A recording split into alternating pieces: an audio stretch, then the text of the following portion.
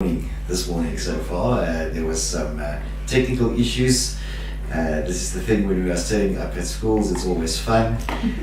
We have to figure out every incident, right? But the players have been now loaded in, and they are obviously not in the hall. If you are watching us on the big screen in the hall, they are in the computer center. That was part of the technical problem. The rest of the technical team are sorting out the issue in the hall, so hopefully the players will be able to play in the hall in a little bit, but we didn't want to keep anybody waiting any longer. So of course you are joining myself today, Yakusawa, and my friendly co-host, Sika 707. How are you, Sika? I'm good. I'm just really excited to get this started. It's been a minute. It's been a minute, yes, it's been a minute. So ladies and gentlemen, we are running about 40 minutes behind at the moment, just because of the technical issues, but we are hoping to catch up on that as we go along in the stream. And then as soon as the players are ready, we will be kicking off today's Lenovo Arena. Of course, there are 3 schools joining us today. There's 8 teams, and the teams are loading in. We are going to get confirmation from our technical team in a little bit, just if the teams are loaded in. Now, of course, there is some standings that we will show you throughout the day, and that will be coming through on the bracket that you will see on your standings during the day as well.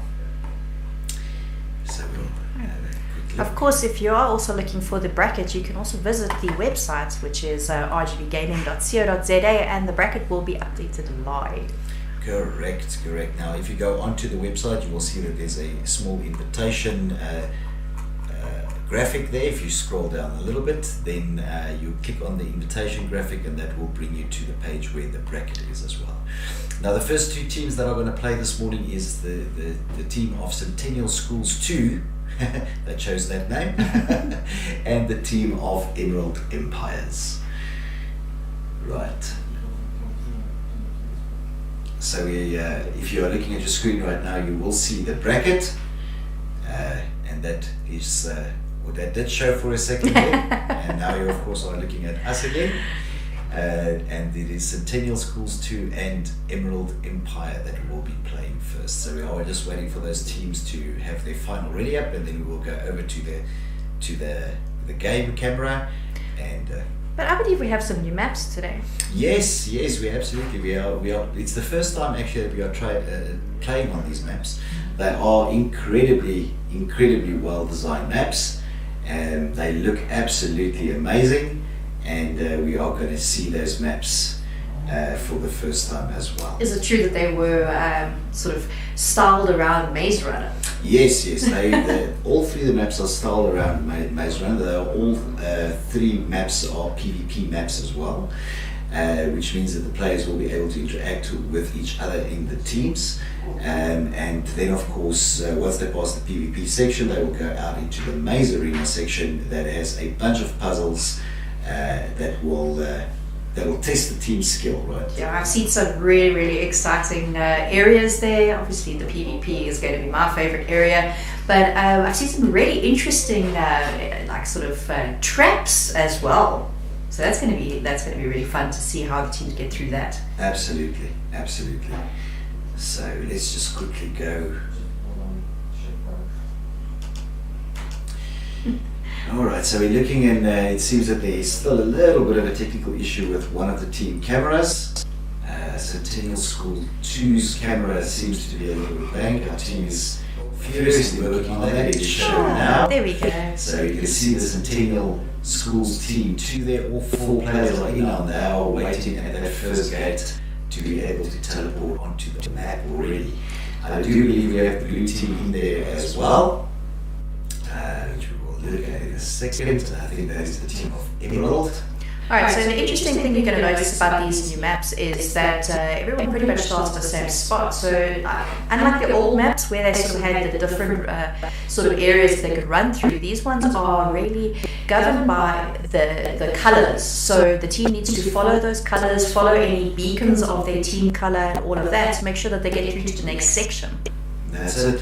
Now, we've just been informed by the technical team that the gates will drop in about 30 seconds, and then these teams will start their round. Now, of course, today it is quite difficult for these teams to finish these maps, and the way that this works is as the team goes through the map, they will gain score with every beacon that they light. If the time runs out, which should be around 12 minutes on a map, the team with the most amount of beacons activated will actually win the map. So let's see if they do finish the map. I mean, you never know with these teams. Some of them are extremely good and be able to finish the map, but whoever lights the most beacons after the 12 minutes will be the team that wins. The teams are ready and we're about to kick off. Right. 3 seconds to go, and then they're going to be released. Let's go. And the blocks are now open and the teams are teleporting through. They are teleporting. Let's see, some of the players have not been able to teleport through. Let's quickly check. There we go. We're onto the Centennial team that has teleported through to their section. We're just waiting to see the players. There we go, Centennial 2 teams, and they are running and they are collecting, of course, from their boxes. There's some weapons and things that they can collect to be able to traverse the other team, and the other team will be teleported over into the blue area. It's going to be interesting to see what strategies these teams employ, because there's areas where you can PvP, or you can like that. The first fight going on already. There is some red players looking for some of the equipment in the boxes. Now, of course, if you do see some of these floating players around that are dressed in white, that is, of course, our spectators. They are literally the cameras that are bringing us the stream as well. And you can see these maps have been specifically PvP designed. So if players do come in contact with each other, they can, of course, fight with these weapons that they have. Now, of course, you don't necessarily have to fight. You can always just, run it out to the end. But, absolutely, PvP is more fun. So we see Emerald here down at the bottom part of the section. There is 2 players engaging in some PvP. There's a ladder there as well. They need to try and find the opening in this map for their team. They are guided by their colors. So you will see both teams are still, there are still some players on the top section, some players already on the bottom section. And let's see if they find those openings that they are guided by. I see the red player, has just pressed their button. So now it's about looking for that first beacon that will light up. The red beacon is active. They should look for it. It's there in the back right hand corner at the moment. And if they find that beacon, that will show them where to go into the maze. I just want to see if the blue beacon is active yet. I don't think so. I haven't seen it. Of course, the blue team has to get onto that button and press it before that their beacon will actually activate to show them where they need to go. So 2 players still looking in the boxes here for some goodies. There's some bread in there. There's some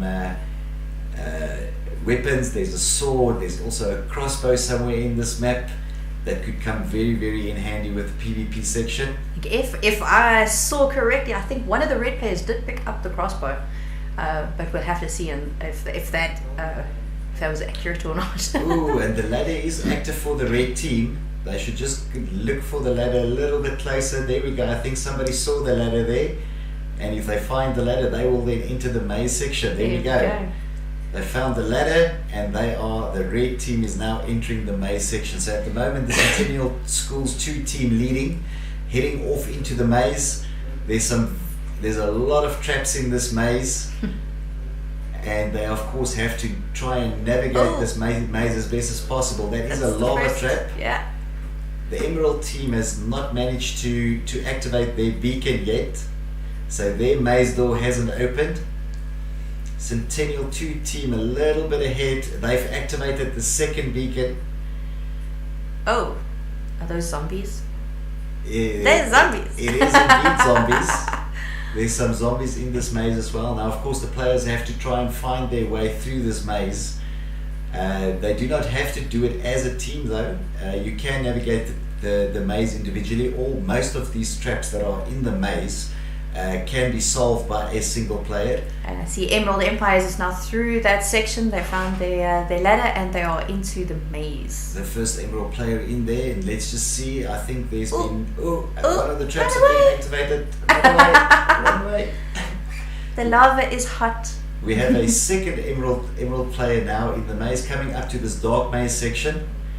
Let's see if how quickly they can pass through that section. We have Centennial Schools too. I think have now activated too. Oh, and one of the Centennial players gets that dreadful floor where you fall through the map, and the other one as well. Of course, if they do step onto that trap, they will fall off the map and be teleported back to the maze section. But both these teams are now in that maze section. Oof, and look at that horrible arrow trap there. Let's see if they can find their way around the other side. It seems that these two players are communicating, going, watch out for the arrows. Hopefully they picked up some bread in the beginning of the maze, so they can replenish their health as they go through it. And they are now contemplating where to go. Now it actually might be a lot smarter in these sort of mazes to actually try and split up, to try and find your way a little bit faster, and to of course remember where you set off the traps, right? Because that will guide you whether you've been in that part of the map before or not. Of course, it looks like they do at least have one beacon up there, right there by the dark section of the maze. There is one blue beacon. We are waiting for confirmation just from the technical team as well of how many beacons have been activated by each side. I think it is 2 for the Centennial team and 1 for Emerald, but we will get confirmation on that. Oh, and there goes that floor again. Oof, that floor is terrible, right? And of course, if they step on it, I mean, it does open in front of them. If they manage to retreat quick enough, then of course they don't fall through, but it's very, very difficult. I see the Centennial team is now at the archery challenge already. Now this is a very interesting challenge because as they shoot, they have to shoot each of the targets, which will then effectively activate the beacon for this part of the map, and of course open up the ability to go on to the next section. It's not very easy because those targets are quite hidden behind those rock objects. I see there is an Emerald player going through the dark maze section now and has actually activated the blue beacon as well. Let's see, how many, there we go. And they do activate the beacon on the archery section. So Centennial, it has confirmed Centennial has 2 beacons at the moment, Emerald has 1. So Emerald needs to find their way through to that archery section now as well to get through and activate that beacon. Centennial School's moving. And Emerald gets the floor trap again. The Centennial Schools now. So this is a very interesting section of the map where these blocks are like just appearing. Correct. And they need to be able to get that sequence right to be able to jump across. Well, in the right timing. It's about timing, right? Yeah. So they've got to wait for those. They've got to first of all just figure out the sequence. Then they've got to be able to time it to be able to jump onto these blocks and move over as the blocks come up. Now this is a very, very difficult parkour, because if you know anything about Minecraft and parkour, first of all, parkour is about your mouse and keyboard skill, right? About how quickly you can maneuver these blocks. Now, what makes it extra difficult is the fact that these blocks are disappearing. Now, you can see that this is also where team communication comes in, because if 2 players try and jump on the same block at the same time, they will actually start pushing each other off. So it is critical that the team communicates in terms of whose turn it is to actually be able to jump onto these blocks. Now I see the Emerald team is also making their way through. They are approaching that archery section, and we're just waiting for confirmation whether there's what the beacon count is at the moment. I believe it is still 2 for the Centennial Schools. 1 emerald, and there is 3 minutes remaining on this map. So at the moment it is the Centennial Schools 2 leading, but will Emerald be able to activate another beacon here with the archery section? Well, if they can get through the archery section and get to the same sort of area where Centennial Schools is, if their parkour is good enough, they can easily sort of get in the lead there. It's just a matter of actually getting those targets at this point. Correct. Now remember, if the timing does run out and both teams have activated 2 beacons each, then of course it will be the team that is the furthest in the map. Now at this stage it does look like it is Centennial leading at the moment. Emerald have activated that second beacon. Centennial still in the lead at the moment just because of the distance that they've traveled. Let's see how quickly Emerald can come up on them. It will be super interesting here to see.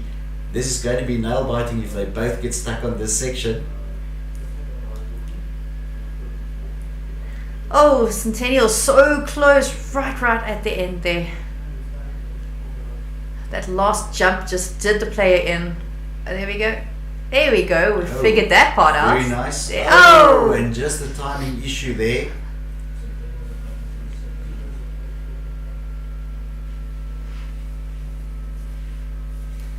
So let's have a quick look and see how far is Emerald making their way there to the section, but I think the timing here will run out, and by the looks of it, it does look like Centennial will take the lead purely because of the fact that they are further in the map. Both teams did activate 2 beacons each. Oh, there we go. Oh, and the third Player beacon activated there by Centennial Schools 2. Okay. And Centennial Schools did manage to do that with 1 minute remaining on the map. And look at this. Sorry, 3 minutes remaining on the map. I misheard that. And look at this. One of the players have managed to reach the teleport, and Centennial managed to go through that teleport. They have taken the first map. Emerald here at the back. They are now on the parkour section, and if we have a quick look there at the portal, we see that Centennial Schools 2 have managed to activate all 3 beacons and went through the portal, making Centennial our winners of this first map. Right, so Centennial Schools managed to do it in 11 minutes and 12 seconds. That is very, very good. Now, unfortunately, because of the length of these maps, what we used to do in the past is we used to allow both teams to finish to record their times. For today, unfortunately, these are not time-based maps. They are the beacon-based. Yeah, that's it. So, congratulations there to Centennial Schools 2 managing to take the first map there against Emerald. Now, of course, if you are following along and you're checking out the bracket, this of course today is a double elimination, which means that a team has to be knocked out twice by a competitor to actually exit the tournament. So even if your team loses once, you will go through to a secondary bracket. So a team has to be knocked out twice. So it's a double elimination tournament. Super exciting on these new maps.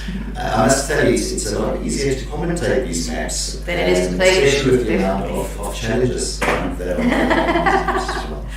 So the bracket will be updated in a few seconds, and then of course you will be able to follow that bracket live as well with us as the teams progress throughout the day. Again, we are running a little bit behind. We've managed to make up some time already, so we're about 30 minutes behind schedule, and as we go through the day we're going to try and make that up a little bit more for you guys as well, just so we can stay within our allotted time because of that slight technical issues this morning.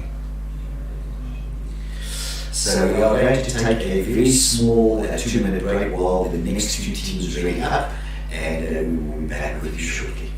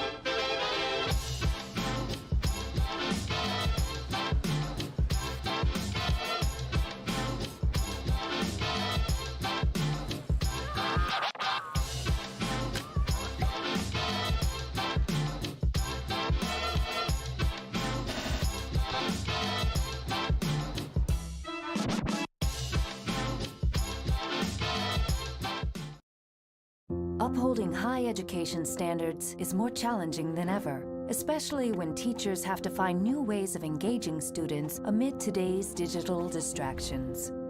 And in uncertain times, it's hard to even keep students in school. What you need are smarter, innovative solutions. Meet the Next Generation Classroom, where students and teachers can rediscover the joy of learning even beyond classroom walls. It opens a window into another world and lets us change countless lives with a touch.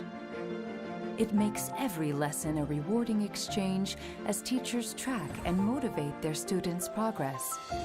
When educators can transform the way they teach, they can transform the future and move imaginations beyond space and time. It's time to equip your institute with powerful, future-driven learning solutions that empower educators to defy the limits of the conventional syllabus. Already, we find that distance can bring us closer and break down the barriers that held us back from sharing great ideas with the world. Now, we can build new information networks that keep us connected even as we stay apart. Together, we can build a school without walls, where learning without limits can inspire and empower the future of learning.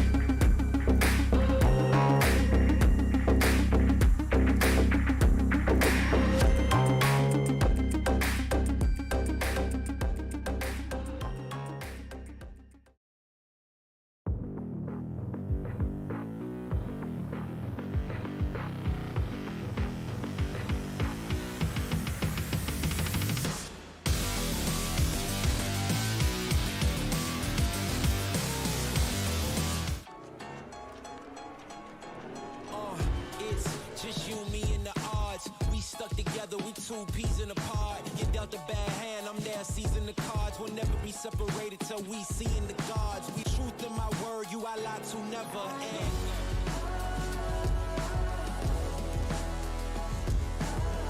Let me be your shield, let me be your shield.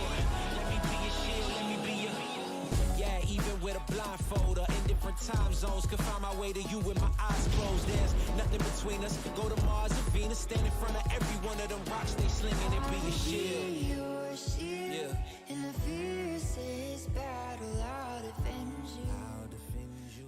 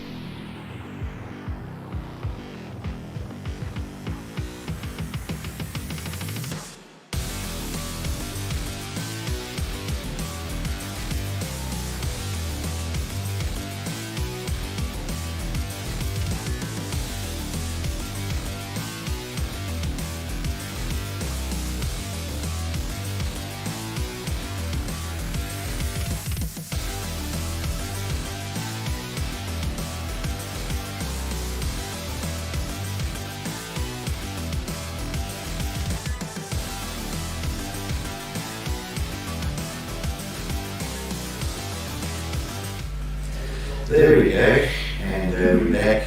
Our teams are in. See, I have to move a little bit into the camera space here. So the teams are busy readying up. We're just waiting for, I think, one more player or two more players in the red team, and then we'll be ready to get going on our next match. Of course, that is the first time that you guys saw that the new map, and those are, of course, the what we call the evolution maps. It is based on Maze Runner as a theme. There we go. So it's based on Maze Runner as a theme. It's pretty good maps. Hopefully you guys enjoyed that first map with us. Of course, the first map, or the first match there was between Centennial Schools 2 and Emerald Empire, with Centennial Schools 2 taking the first win there. Can you remember what the time was? It was 11 minutes and 12 seconds. 11 minutes and 12 seconds, which is a pretty good time on that map. Look, it's right on the cusp though, because consider that these maps are built, or at least this first map is built with a 12-minute maximum. So the way that it works is that the teams go through specific challenges, and every time they achieve a challenge, they actually activate a beacon which scores them a point. This means that if the 12 minutes run out, that the team with the highest number of beacons will actually win, or the team that finishes the map first wins. Now, we seem to be ready with our next match, and that is, of course, between Centennial Schools 1 and Boise Gamers. Now, Boise Gamers are all the way here today at Montrose, all the way from Pretoria. No, lovely. So these guys are part of Jacaranda College, and we welcome them here into our wonderful city of Joburg, and today, of course, here at Montrose as well. So we're going to go over to the team cameras, and we're going to see if those players are ready. So we're still waiting on that one red player. I think let's switch over to the team cameras anyway, so that we can see when that player comes in. Because once the player comes in, it will be about 10 or so seconds before the barriers drop and the players are ready to go. So we're just waiting for that one more red player to join. Of course, we are running a little bit behind schedule this morning because of the technical issues that was involved. We did manage to sort that out. This is, of course, always a thing with live TV and live games. When we are setting up for the day, sometimes there are these little technical gremlins that hang around and that make life difficult for us, but the team on the ball, and they managed to sort everything out. So as soon as that one last red player joins the map, we will be ready to go in about 10 seconds from then. Of course, the players have some time to read the rules, make sure they understand the map. Of course, the first part of this map is a PvP section, so that is where the players can actually fight against each other. You will see that as they enter the arena, there will be some boxes. Do we call them boxes? Chests. Some chests. Some chests, and those chests contain all sorts of things. They contain some swords. There's all kinds of things in there, right? Some crossbows, some arrows, bows. Now, But look how beautiful this map is. Yeah, look, this is the new maps are absolutely amazing. Now, of course, you can only see a little part of the map here because a very big part of the map is outside of the view, or outside of the distance view of where we can see it at the moment, right? You can see it there in the distance. Mm-hmm. You can see it starting to render because the actual play area, once these teams enter the portals, are quite far away from where they start. But it is a beautifully themed map with these sort of drifting islands all over the place. There we go, and it looks like we have the other red player in the map now as well. So we are gonna, let me just confirm that with the production team. I did see a red player joining.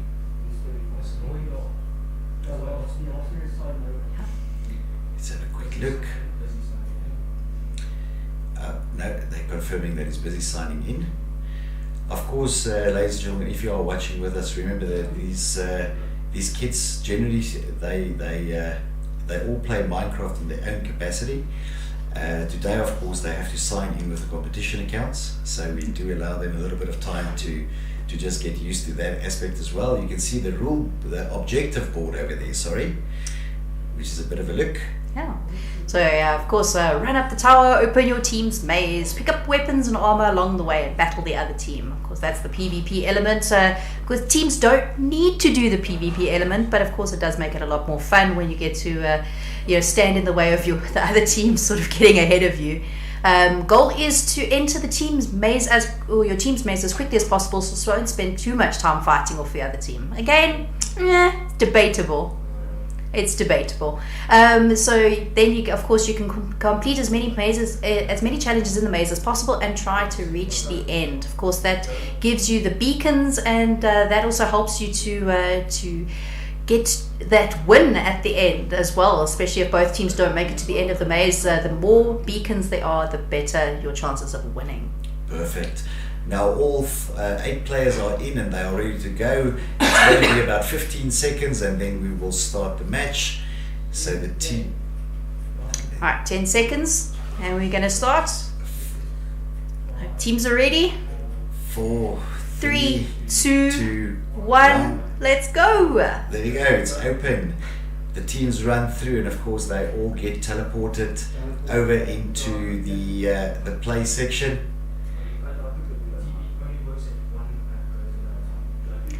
Alright, so teleport only works if one of the players goes in at a time. So if everybody's in there, you're not going to the start of the map. There we go. So they are at their towers. Now, of course, they are being guided by these colors. They of course, before the game started this morning, they also received their instructions. Oh, and there's a big PvP battle going on on the blue tower there.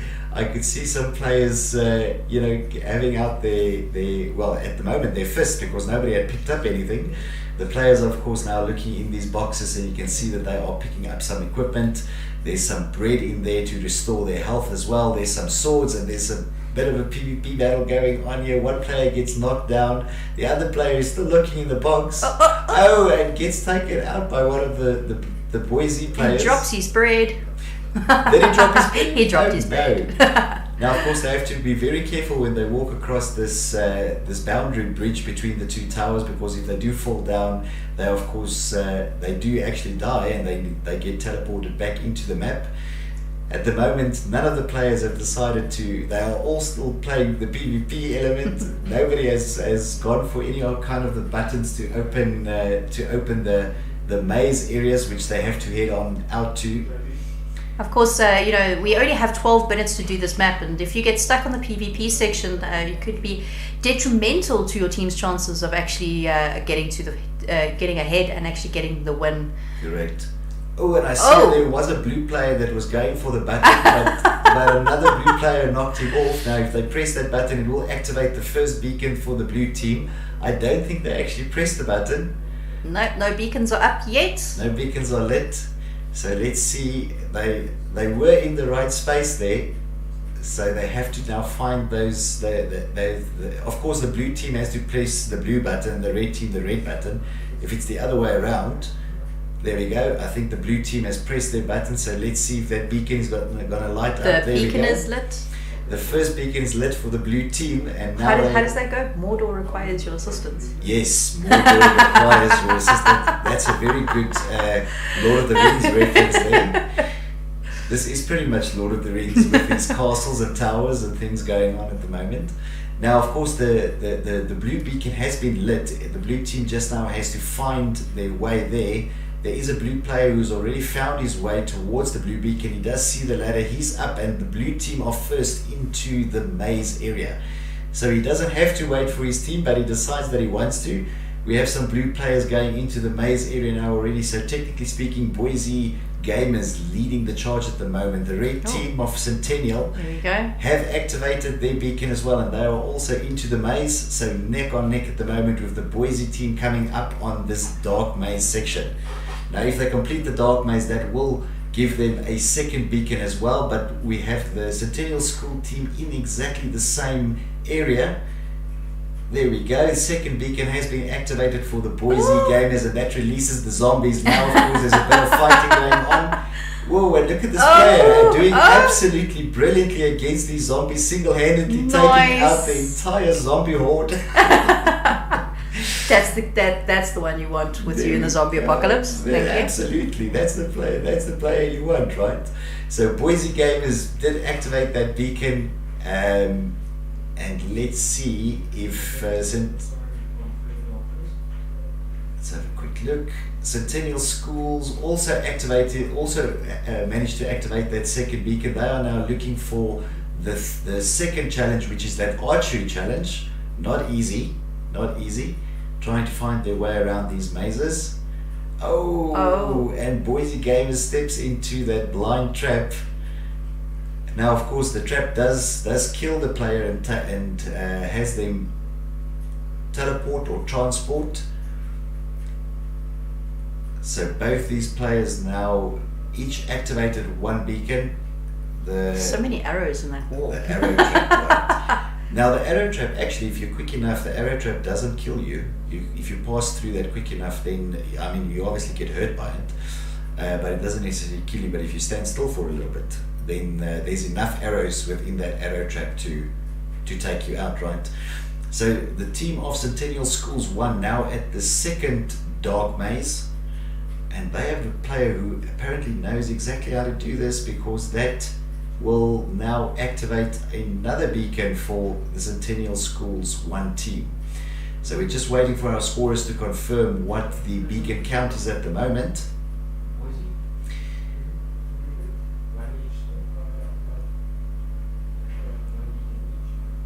They still have one beacon each. I think that second dark maze actually doesn't activate a beacon. No, I think it just opens up the next section of the maze. It opens up the next section of the maze, you're correct. So one beacon each, and it's quite difficult to tell who's in front at the moment, but Boise Gamers seems to managed to find this next very, very difficult archery section, because the idea here is that they hit the traps, but of course the targets, but the targets cannot be seen from every angle. Yeah. So you've actually got to move up and down that wall that they are blocked by to see the 3 individual targets. And then of course they still have to, with an arrow, be able to actually hit those 3 targets. But it looks like the Boise Gamers here have quite the archer, to be honest. They've managed to hit 2 out of the 3 targets. Yeah. So it's now the 1 target that is left for Boise Gamers, which will there we go. So they do get that 3rd target. It's open. You can go through. You can go through. Boise Gamers, you can go through. I don't think the player knows that they've hit all 3 the target. The player also wants a bit of an arrow here. Boise Gamers have actually been able to hit all 3 targets. They can go through. I don't think they've noticed that they've hit all 3 targets. There we go. One of the players are like, we can go. Here we go. The bread's picked up, and that means that Boise activates their second beacon. So Boise at the moment leading. Centennial Schools still in that maze looking for the archery section. Will they find that quick enough? It is Boise at the moment leading with 2 beacons active, and they now have to go through the rest of the maze. Now of course that means that Boise is coming up to this very, very difficult disappearing floor parkour section. And that is of course the last the last challenge. There we go. That's the word I was looking for. That is the last challenge on this map, is that disappearing parkour floor before they manage to be able to get to the teleport. So let's see if they can find that. The Centennial Schools team rushing through that maze looking for that archery section still. They haven't managed to find the archery section, so Boise at the moment leading the map. Oh, so it does seem that the Centennial School Team 1 is on the right track, but they seem to just miss that entrance to the archery section. And let's see if they manage to get there now. Archery section is right there. The Boise players, they are still in the maze now looking for that 3rd and final, which they have just found. and let's see how good their parkour skills is here. Now, of course, this requires, as I said in the first game, a huge amount of team communication, because these blocks have a specific sequence that they will appear and reappear, and if you jump 2 players at the same time on the same block, you will actually bump your fellow player off, right? So it requires massive team communication. Yeah, it'll take a few tries to actually get the hang of that sequence, but once as we saw with the last Centennial team, once one player actually gets that rhythm going and uses that block on the side that is stationary, it's easy jump across. It's quite the timing thing though, yeah, right? Yeah. Because if you don't time it right, as you land, that little block will disappear. Now we have the Centennial Schools team, School Team 1, here at the archery section. So they have managed to find it, and there we go, he's just gone to collect his friend. Come help me with this archery. You're the better archer. You come. It's here. Well, technically speaking, if there are 2 shooting at the targets, then of course it does give them a bit of a better chance. Let's see how many targets they've hit. Is that one in there? I don't know if that one is actually in the target. Oh. But look, oh no, I thought they made it. Ah. But it was the ladder on the other side. And there we go, we've got 1 target hit by Centennial Schools 1.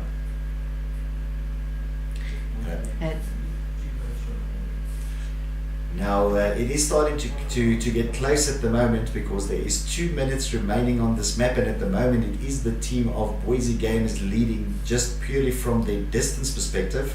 Both of these teams have now, actually sorry, I stand corrected, it's actually Boise leading because they finished the archery section already, so they do have 1 more beacon activated over the Centennial Schools 1 team. Centennial Schools 1 at this archery section, if they manage to get this done, then both of them will have 2 beacons activated, but by default Boise team is further into the map than what Centennial Schools 1 team is, and therefore Boise will take the lead or the win, right? Yes, that's correct. Of course, Centennial Schools, I'm not gonna lie, I wouldn't be able to probably hit those targets myself. This is not easy, right? Yeah, especially with all those columns in the way. Now the trick with this particular archery challenge is that you have to move sort of sideways, up and down the wall where you are shooting from. Yeah. Because you can only see the targets from certain angles. And there we go. So Centennial Schools through that archery section. So both teams have beacons up. So we're going to see which team gets further in this parkour section. Now, of course, if it happens that both teams reach the parkour section at the same time, it will be the team that goes furthest. In other words, the furthest activated block in the parkour section that will take the win.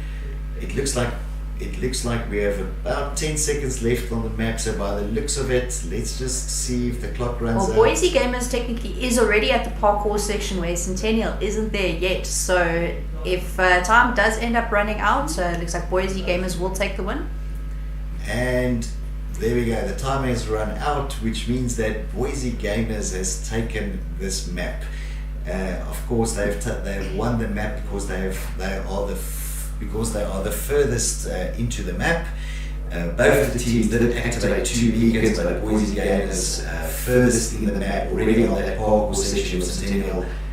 Team 1 actually heading towards that part of the map as well. So these new maps are difficult, right? They are really, really difficult, but I'm quite happy to see that a lot of the teams are getting to say, the second and the third sort of challenge.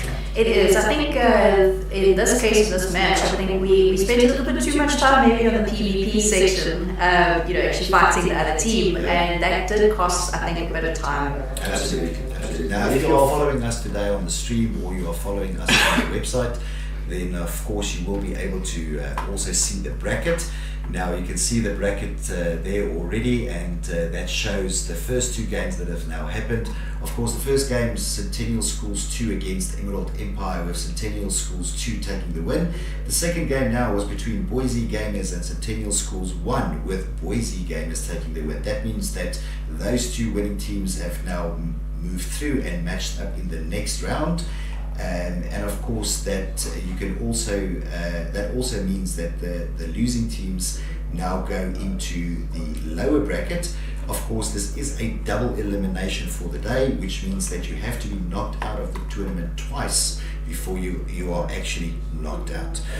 Now, at the moment, it looks like we are running still a little bit behind, about 30 minutes at the moment, based on our schedule on the website. So we do apologize for that. It was because of the technical issue this morning, but hopefully we will make up some time as we go along. We've managed to make up about 15 minutes now in the last two matches.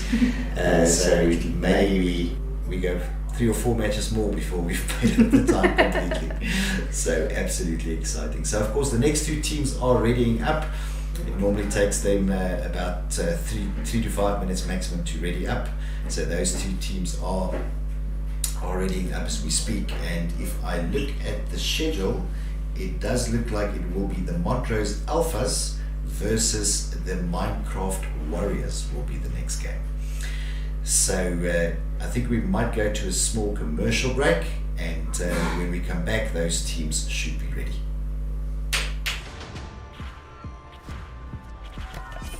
To be the best. To beat. The best. It's how my friends and I stay connected. All over the world. A place to really belong. Unbelievable love day in and day out. Because I love it.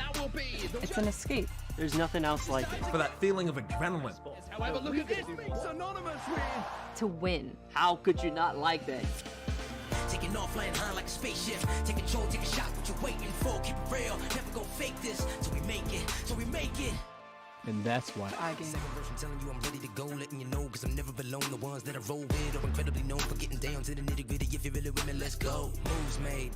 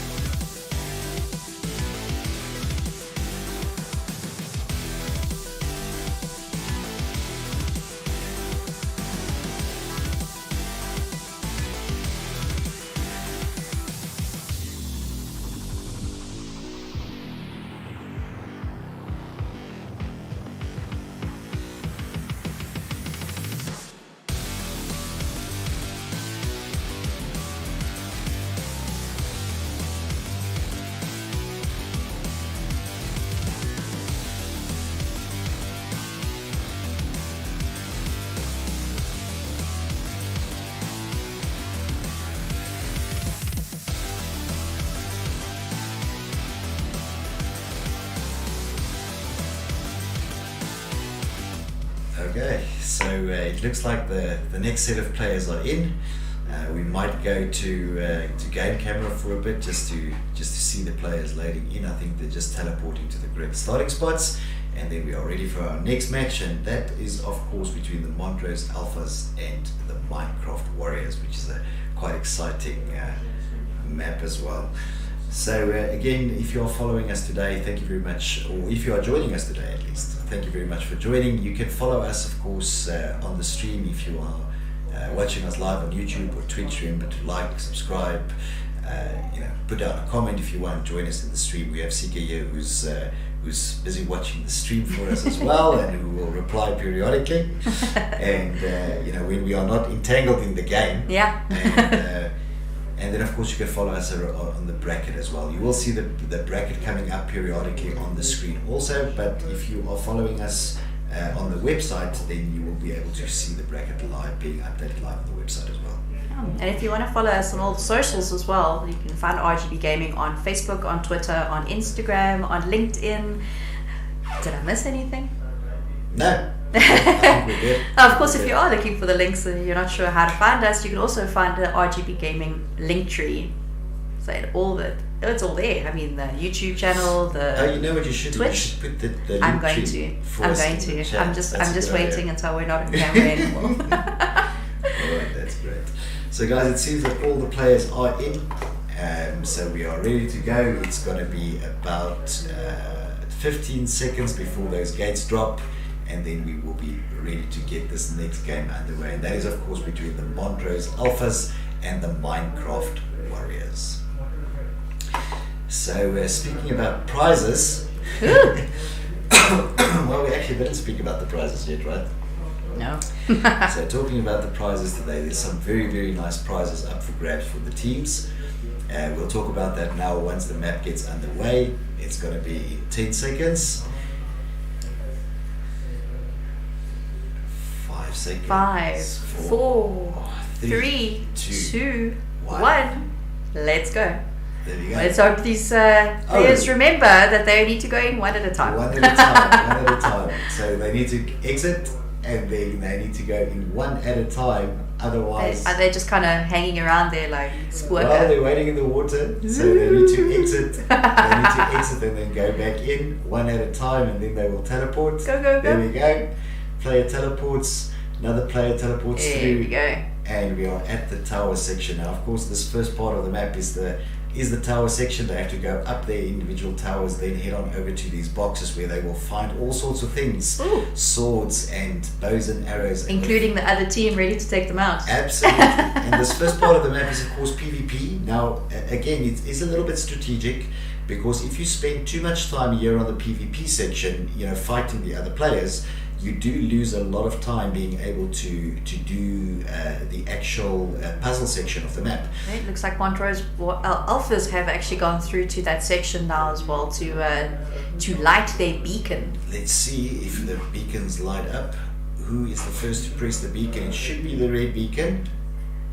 We're going to have a bit of a pan of the map. There we go. There's the red beacon. The red beacon is active, and that's of course where the red team now needs to head to enter the puzzle, the maze part. Now it's always interesting to me when they get here that they try and go up there. yeah, they always go up to the top, and then I think it helps them see the ladder though. Maybe. They see where they need to go, they just have to figure out how to get there. Correct. So they've got to head on over to that section, jump in and see if they can get up to that ladder. And of course, when they head up the ladder, that will open that will let them into the maze. The blue team now also activating their beacon, so they will start looking around for where that is active now. I think it's the opposite side of the map. Doesn't look like the beacon's active yet.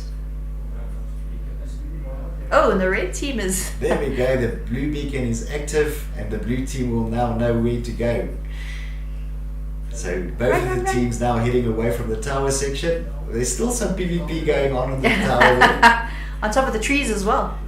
So the red team has not figured out how to get up into that puzzle section yet. The puzzle section is open for them already, and there is a ladder right there. They have to maybe go a little bit closer to try and find that ladder. We have a player that's got to do that right now. Oh, there we go, there we go. He's looking, there we go. And hopefully communicates to his team, guys, there's a ladder over here. I'm here. And look, he's happy. He's jumping and he's going into the puzzle section. So the red team, the Montrose Alphas, leading the match at the moment, since they are already within their puzzle section or within their maze section. The blue team has activated their beacon. It is active. You just need to go towards the beacon and find the ladder. Head towards the light. Head towards the blue light. We have the Montrose Alphas now in that dark maze, and they've managed to go through that very, very quickly. And open the next section. Oh, there is the beacon. That's it, and the zombies now gets released. Alright, so it looks like Montrose Alphas has 2 beacons that are active, and Minecraft Warriors with 1. Alright, so...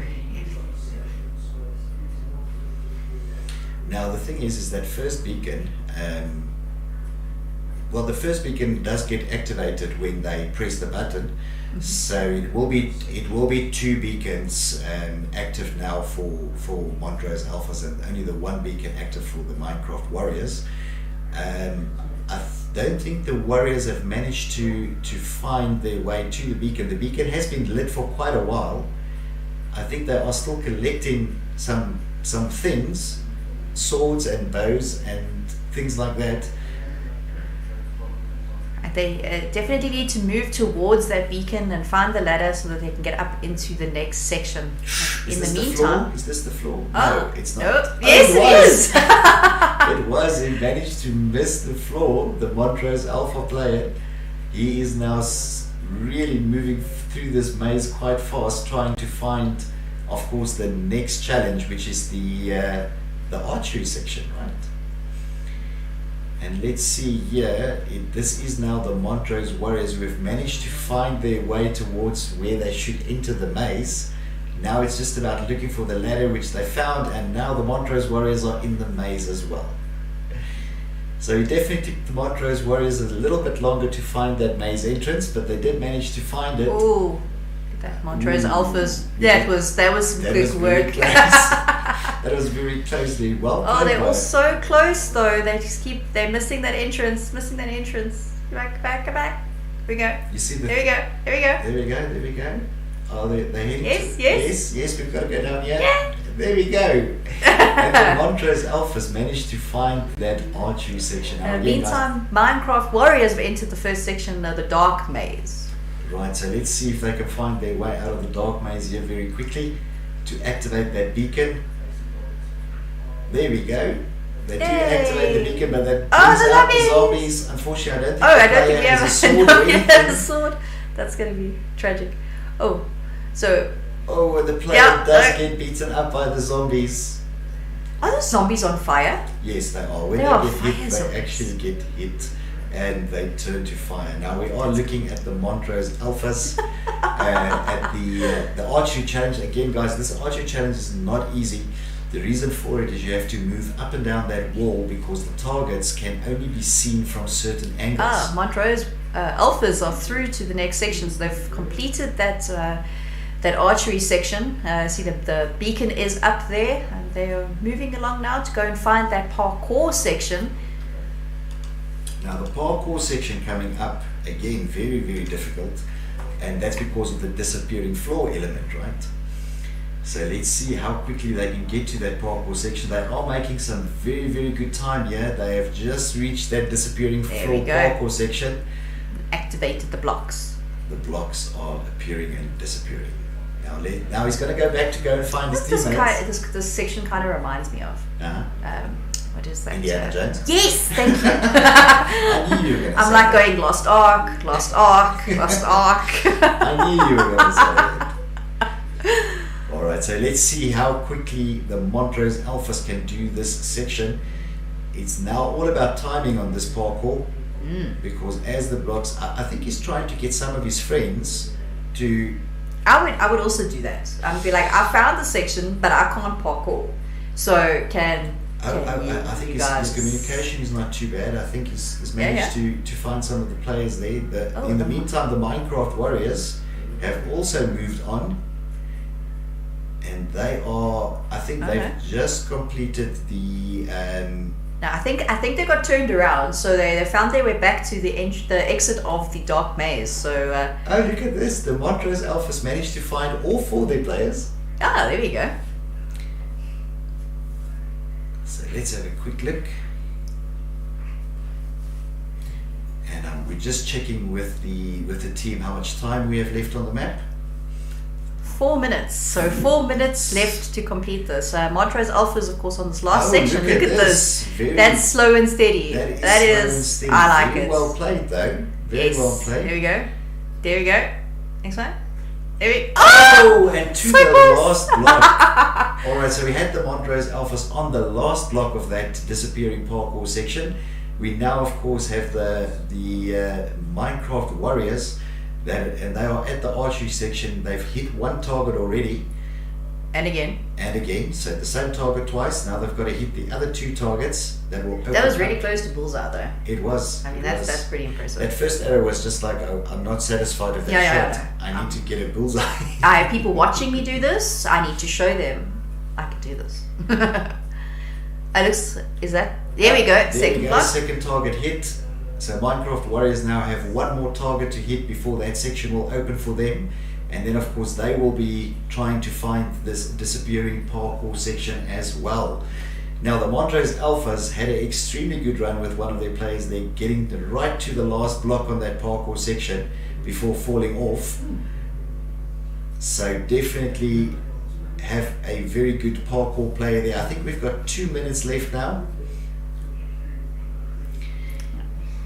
So let's see if the Minecraft Warriors will be able to hit that last target while the Montrose Alphas are pushing hard to try and get through this disappearing parkour. Again, the trick of the archery is, now all 4 players are trying to hit that last target. But the trick there is to get the right angle. Correct, because those targets are given. Oh, there we go. Montrose Alphas managed to get past that disappearing parkour section, and that means that they have activated and they will race towards the portal. And if they go Flip it. flip the switch, Nice. step on the, and Montrose Alphas takes the map. Very, very well played to the Montrose Alphas here. The Minecraft Warriors not too far behind them. Of course, guys, if you have joined us in the past for our streams on the day, what we would normally do is on a time-based map, we will allow the second team to finish to record their time. But of course, today's tournament we are playing based on the the activation of the portals. So Montrose Alphas do take the win, and they actually took the win. Sik, you have a time for us? I do. 9 minutes and 57 seconds. So they actually did improve on the time of the last team that actually managed to make it through, which was Centennial Schools 2 at 11 minutes and 12 seconds. Of course, the time limit has changed now, so we are looking at 10 minutes per map and not 12 minutes as we originally had for the first round. Correct. So that was a very, very, very exciting map there between the Montrose Alphas and the Minecraft Warriors, with the Montrose Alphas taking the win there. And again, I think you said the time was 9 minutes and 57. Yes, 57 seconds. So 3 seconds before we cut them off. It's a very, very impressive time, and they managed to finish the map, right? So that's absolutely brilliant. So guys, the next team will be readying up for us, and that will be between the Montrose Mavericks and the End Slayers. Now, of course, again, I have to call this out, that the team of Boise Gamers and End Slayers are joining us all the way today from Pretoria. So they came quite far to come and play today. So we're quite happy that we could manage to sort out the technical issues this morning and actually have the guys play with us. It's been 2 very, very exciting games so far. And we are going to go to a very quick ad break while the next 2 teams are readying up for us.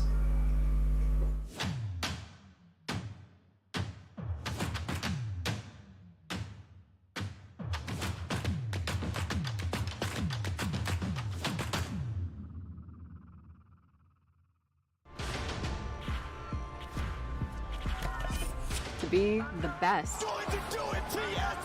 To beat. The best. It's how my friends and I stay connected. All over the world. A place to really belong. Unbelievable love day in and day out. Because I love it. It's an escape. There's nothing else like it. For that feeling of adrenaline. To win. How could you not like that? Taking off, flying high like a spaceship. Take control, take a shot, what you waiting for? Keep it real, never go fake this. So we make it. And that's why I game. Second verse, I'm telling you I'm ready to go, letting you know, cause I'm never below. The ones that I roll with are incredibly known for getting down to the nitty gritty. If you really with me, let's go. Moves made.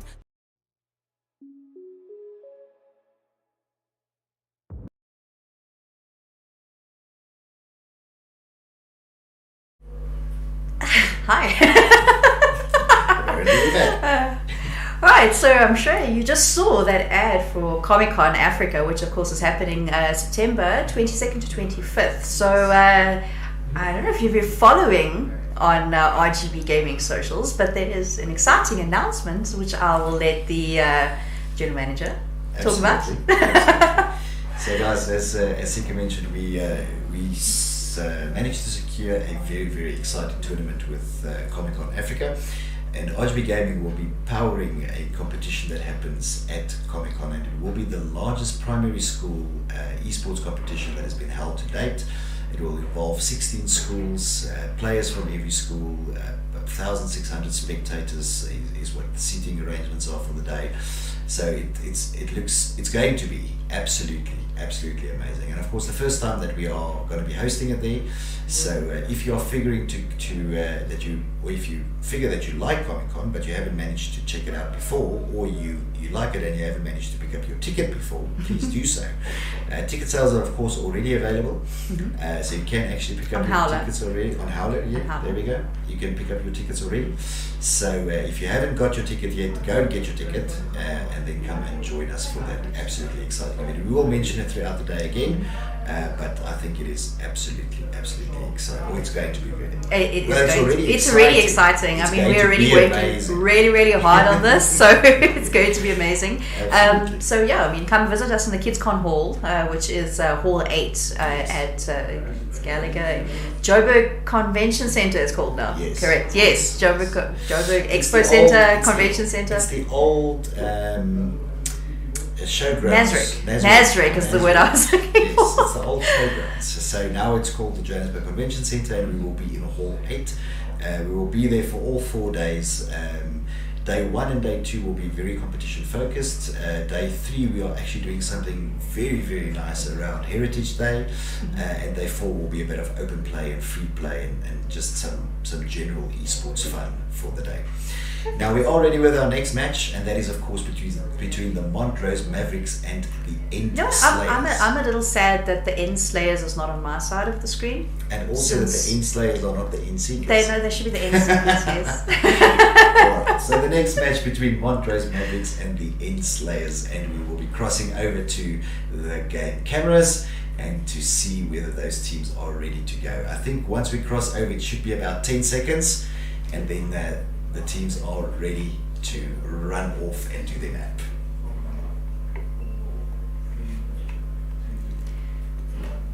And we're off! Go! Yay! Right, the teams can go, and if they remember, they can now enter one at a time, and that will get them teleported straight into the PvP section. Whew. Let's have a quick look. Oh, and there's 2 players already PvPing in the non-teleport area. That's fun. There we go. The blue player should go to the other side. He can't teleport through the red side. There's 3 blue players from the End Slayers. Technically, I think he can teleport through the other side, but yes, he's going to end up getting attacked, just like that, or attacking the team. Yes, we have a player here who's really into the PvP section of this map. I love it.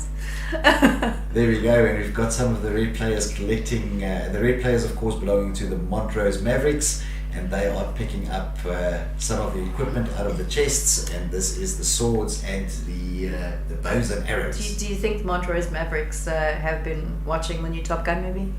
Possibly, possibly the Montrose Mavericks. Yes, they could possibly. There's possibly a goose. Very good movie, apparently, by the way.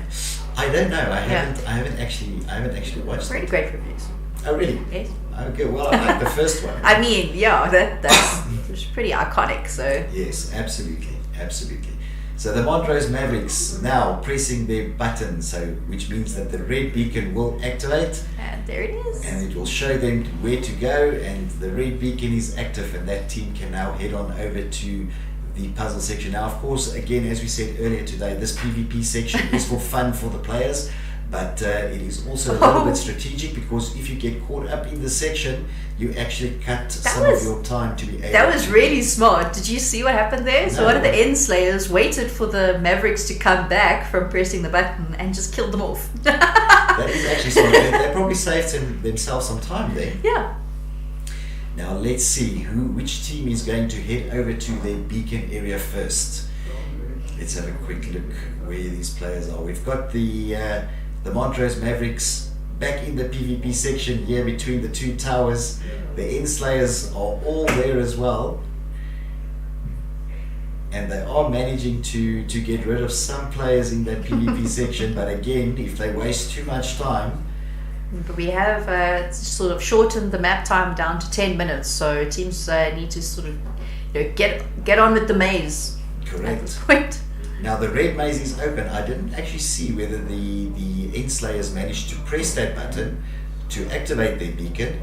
I'm still trying to see. I can see the red beacon is activated. No, it doesn't look like there is a blue beacon yet. So the blue players are primarily focusing on the PvP element and actually really need to get to that section and press the button so that they can actually, get their beacon up and move up the ladder and get to the next section, which is of course the maze. Correct. Now, of course, you can't actually win the game by playing the PvP section. You can only win the game by the amount of beacons that you activate. Oh, there we go. Now, press we the do button. have a blue Press the player button. here who needs to press... Press the button. Did he press the button?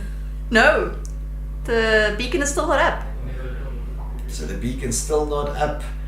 This blue player is still focusing on the PvP section, and this means that Montrose Mavericks will now take the lead over Enslayers because they are entering the maze section. Now, as we fly through the maze, I'm going to ask our cameraman to look up a little bit at this brilliantly built statue by one of our world builders. There we go. And just for interest sake, that statue took about 30 hours to build. Jeez. It's quite an impressive statue with the Montrose Mavericks now heading into this dark section of the maze, and they managed to light up that beacon but release the zombies at the same time, and that player was just like, nope. Yeah, completely feel that. I'm not doing any more fighting. I'm just gonna head on and run away from these zombies for the moment. Enslayers there are now into the maze section. There we Dun, go. dun, dun. So we've got both the teams in the maze section at the moment, and let's see who reaches those challenges first.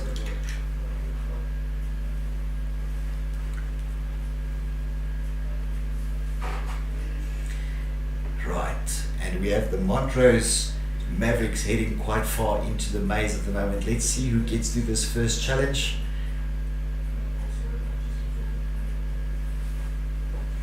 Let's see. Ooh, the Montrose Mavericks are all together though. They're playing very nicely together as a team. A really nice teamwork going on there. Yes, I really like finding it. But the so are the section. Enslayers are all together as well there. And I see we've got the Enslayers now coming up here to the dark section of the map. And we have now 5 minutes left on this map. So let's see if they get through the second dark section. There we go. And that will... Oh, there we go. Beacon lights up and there come releases the zombies. Run away. Run away, run away.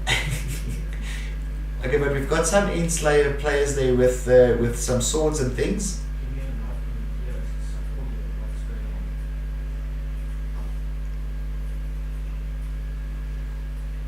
Alright, so Enslayers are making their way through there, but Montrose Mavericks, where are they? We lost them. They all fell into the trap. So all of them maybe at the same time. yeah, they were all together, so they all were fell running as a through. team, and they all fell through the same gap in the floor. Right. Oh, there they are. They're back now. But Enslayers also moving together really, really quickly. Again, a little bit tricky, especially with the sort of trapdoor situation happening, where everyone can sort of fall through at the same time. Now look at this, right? We've got the Montrose Mavericks now, as well as the Enslayers, both at the archery section. Ooh, So that's now that's it's neck going and to come neck. down to who's the best archer, right? I'm not gonna lie, I keep wanting to say the N-Seekers. Of course. I mean, So we have, I think it's around 3 minutes left on we this go. map, with the Montrose Mavericks hitting that first target. Ooh, there we go. Enslayers wow, also hitting the target. Enslayers, that was quick. That was 2 targets That actually was- hit by them, if I'm correct. That was 3, all 3. They all All threw. 3 have been hit. Enslayers. That was, it was so quick that they just went through. Absolutely well played there by Right, the now you need Enslayers. to move. Now the Enslayers need to move very quickly. They've managed to activate that beacon.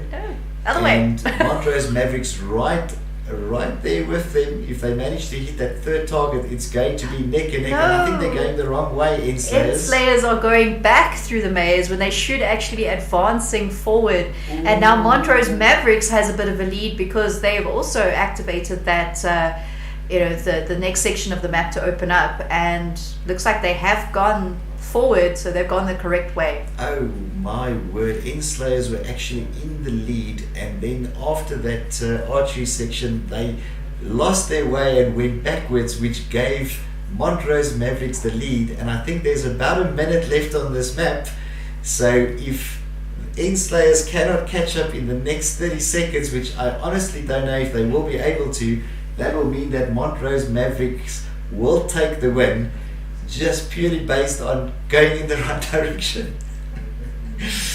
And let's see Montrose Mavericks now getting to this floating parkour section before Enslayers. I'm going to ask the team to give me a good view on the time, because it will come down to crunch here. And let's see.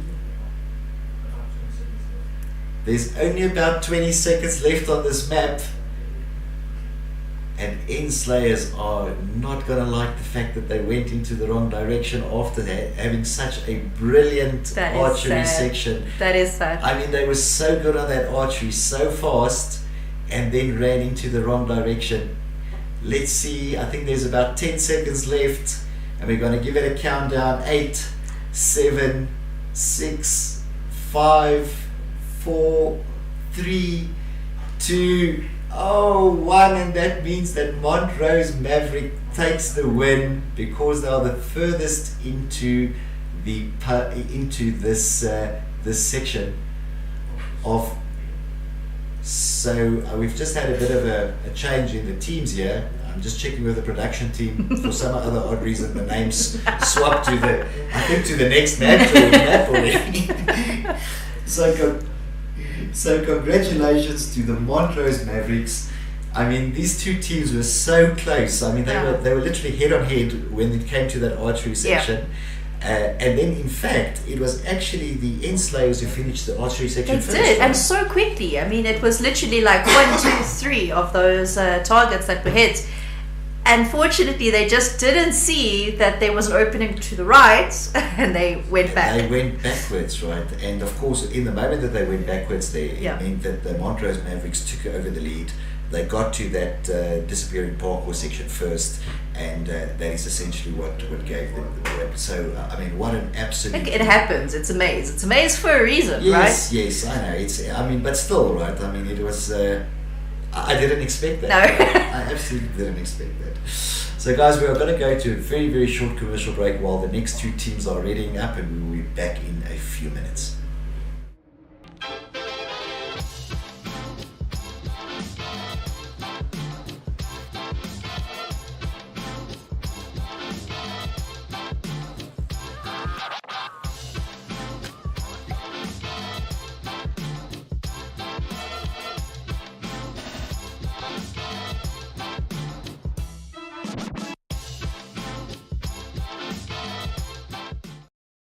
Upholding high education standards is more challenging than ever, especially when teachers have to find new ways of engaging students amid today's digital distractions. And in uncertain times, it's hard to even keep students in school. What you need are smarter, innovative solutions. Meet the Next Generation Classroom, where students and teachers can rediscover the joy of learning even beyond classroom walls. It opens a window into another world and lets us change countless lives with a touch. It makes every lesson a rewarding exchange as teachers track and motivate their students' progress. When educators can transform the way they teach, they can transform the future and move imaginations beyond space and time. It's time to equip your institute with powerful, future-driven learning solutions that empower educators to defy the limits of the conventional syllabus. Already, we find that distance can bring us closer and break down the barriers that held us back from sharing great ideas with the world. Now, we can build new information networks that keep us connected even as we stay apart.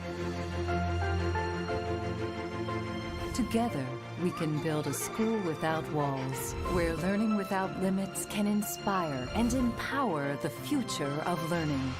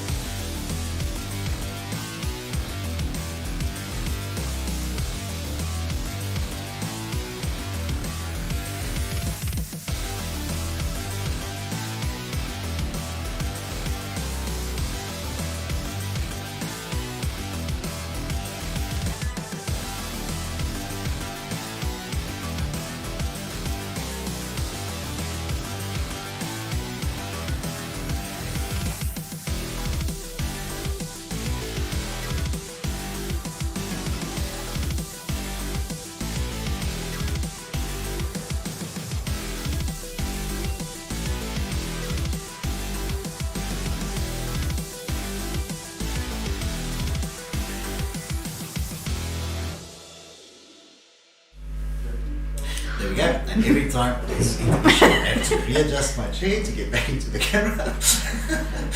And guys, thank you very much if you are joining us this morning. You are, of course, joining us for the Lenovo Montrose Arena Challenge, right? And we have a couple of schools competing today, 3 schools, 8 teams, and we are on to our next match. I think the players are already loaded in and ready, and of course the next match is between Emerald Empires and Centennial Schools 1.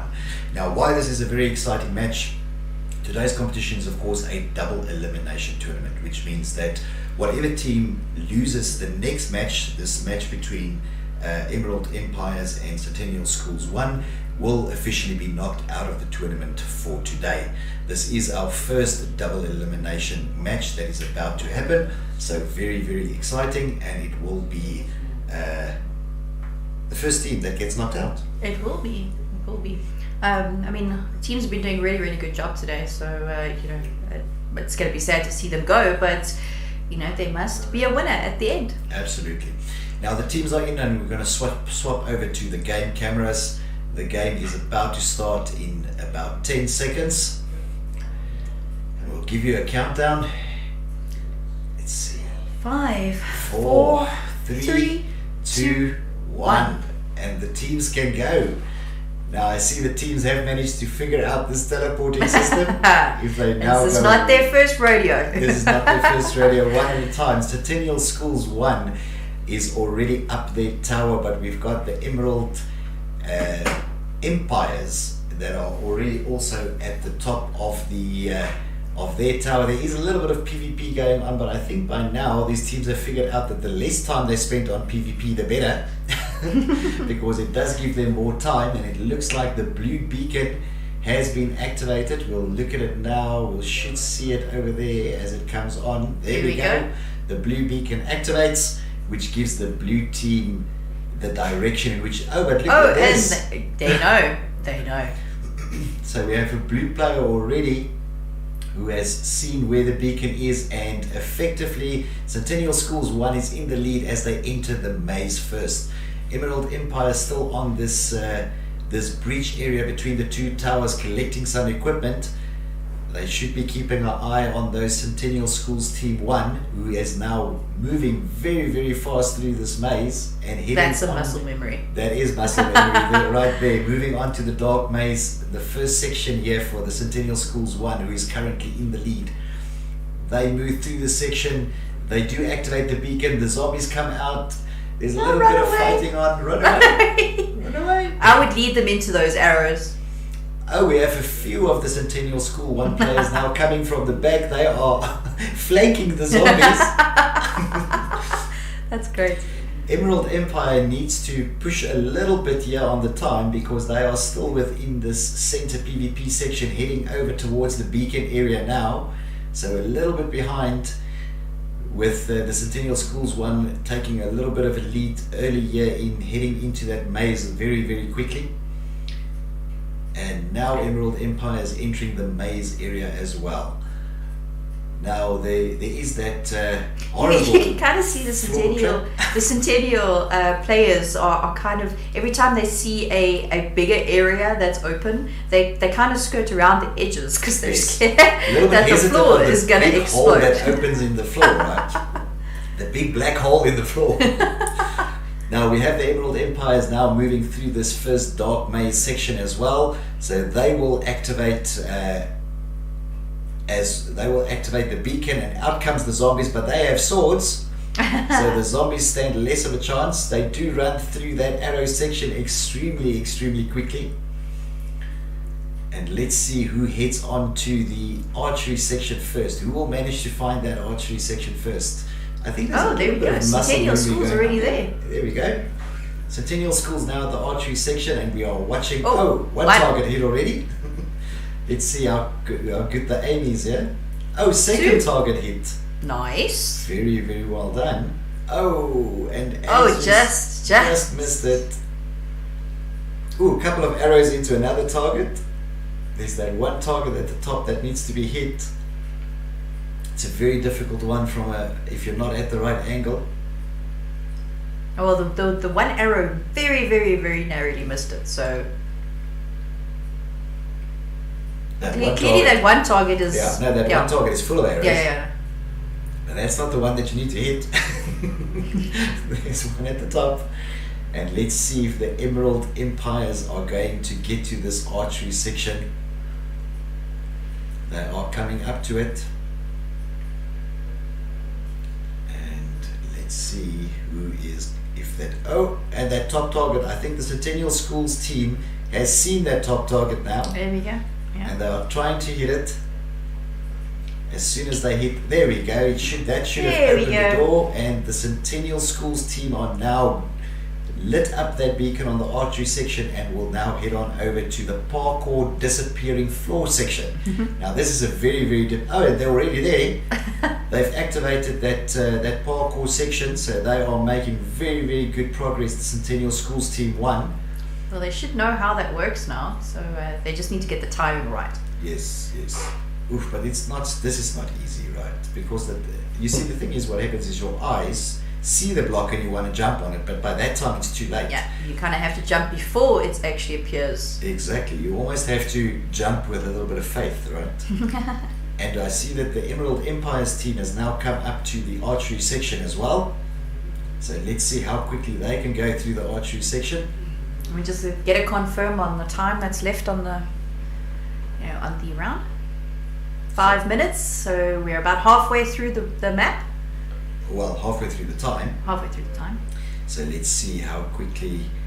This is actually not a bad time that both these teams are running, right? If you consider there's 5 minutes left on the map.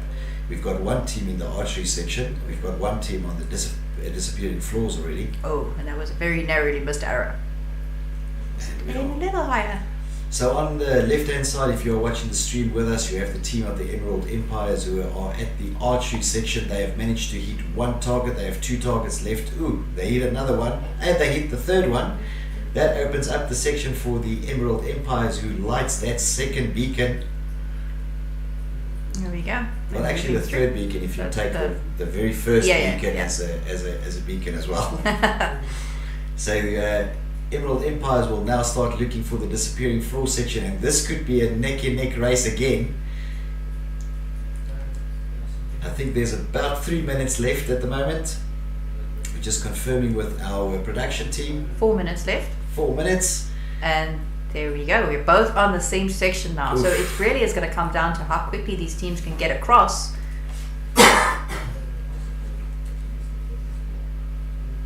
Alright, of course, if both teams are stuck on this section, we're going to sort of have a look at which team got to the furthest block in the section, and that will, basically be the furthest. Yeah, the turn of the winner round. Yeah. So there's quite a few blocks that they have to jump on. So whoever gets the furthest down the disappearing floor in this case. But I'm really hoping that one of these teams will manage to figure out the timing. And now I can imagine the talk in that team, because this is now a neck and neck race. If you know the other team is at the same place.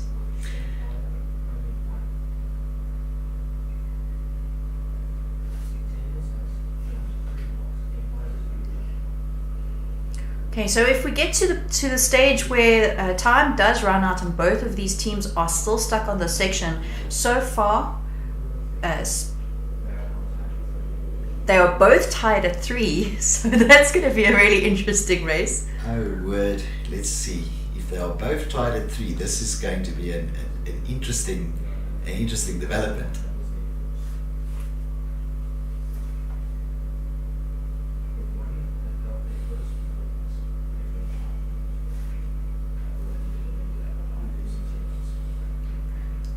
Let's see. Both these teams are trying. Now look, the unfortunate thing is that the Emerald Empires are a little bit at a disadvantage here, because what will happen is, if both the teams have jumped 3 blocks, in other words 3 blocks into the disappearing floor, and the time does run out, the win will go to the team who did it first, which in this case is Centennial Schools 1. Yes. So if both these teams do get stuck here and don't manage to complete this parkour section, by default the Centennial Schools 1 will take the win, because they've managed to reach the 3 blocks on the disappearing floor first.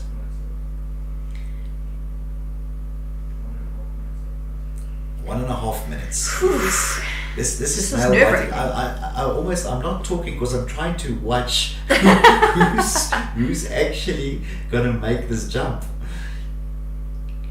So this is literally a neck. Oh, look at this! Look at this!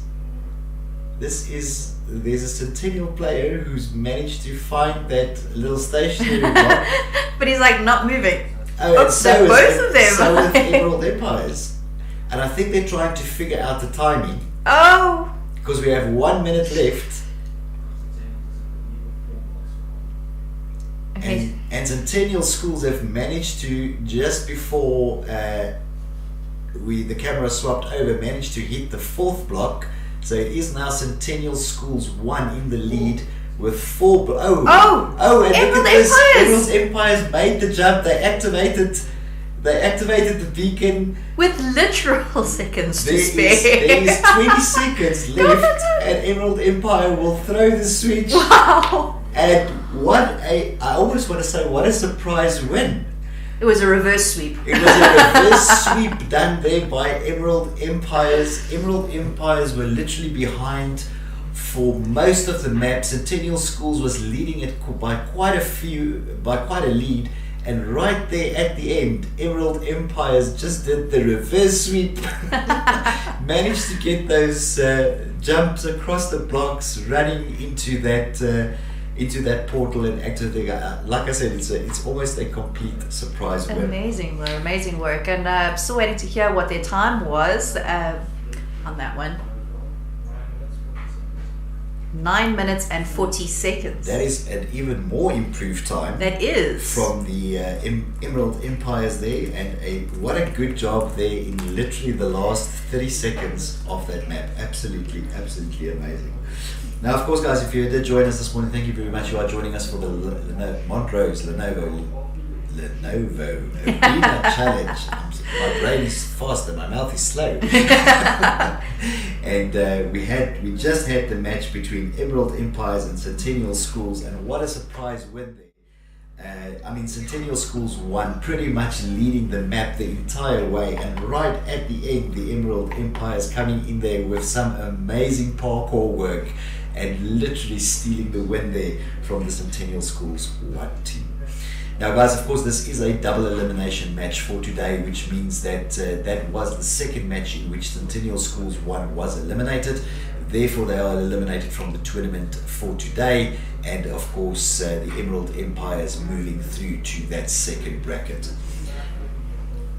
Now, the next match will be between the Minecraft Warriors and the End Slayers. Now, of course, they are also in the lower bracket, so again, those two teams have also lost one match already, which means that this is also an elimination round that will be coming up. Those teams are signing in as we speak, and we might go to just a 30-second or so break while we give those teams an opportunity to just sign in.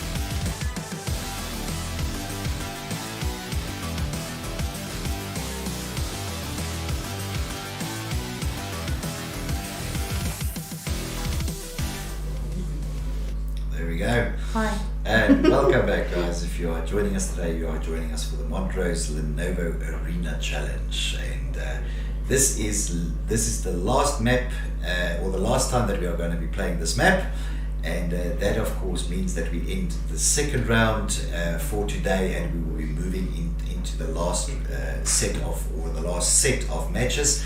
and that will be done again in the physical arena. So after this match that we are going to play now, there will be a 10-minute intermission, and this is just to allow for the students to move into the setup arena, because all the second round or all the last round matches will be played from that arena space.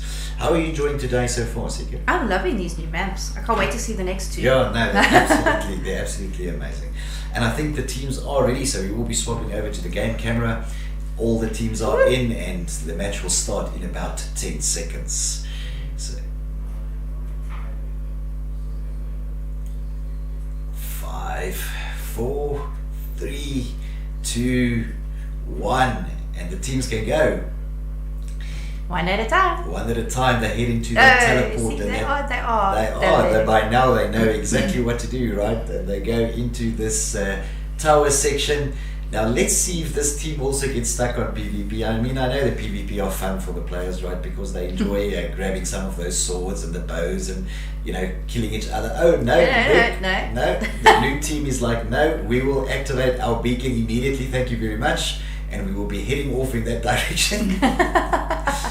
And the blue players have already activated their beacon. They got a few swords, 1 or 2 bows, heading off into the section over there at the... And the red beacon has also been activated. Beacon been activated, and both those teams heading off into the correct directions now.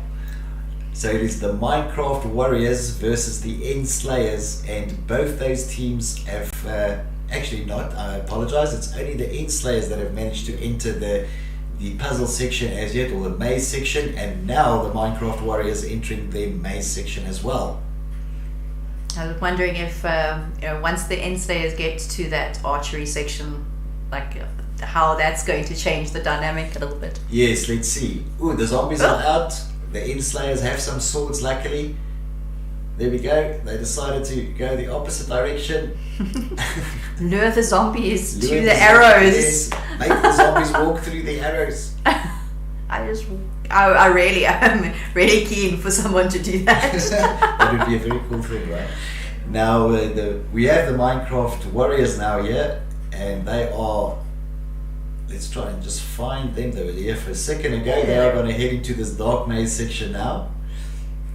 Now, of course, guys, what you can't see on the stream, unfortunately, but what the players, because you can't see what the players are seeing, but these players can actually not see their hands in front of their face in that dark maze section.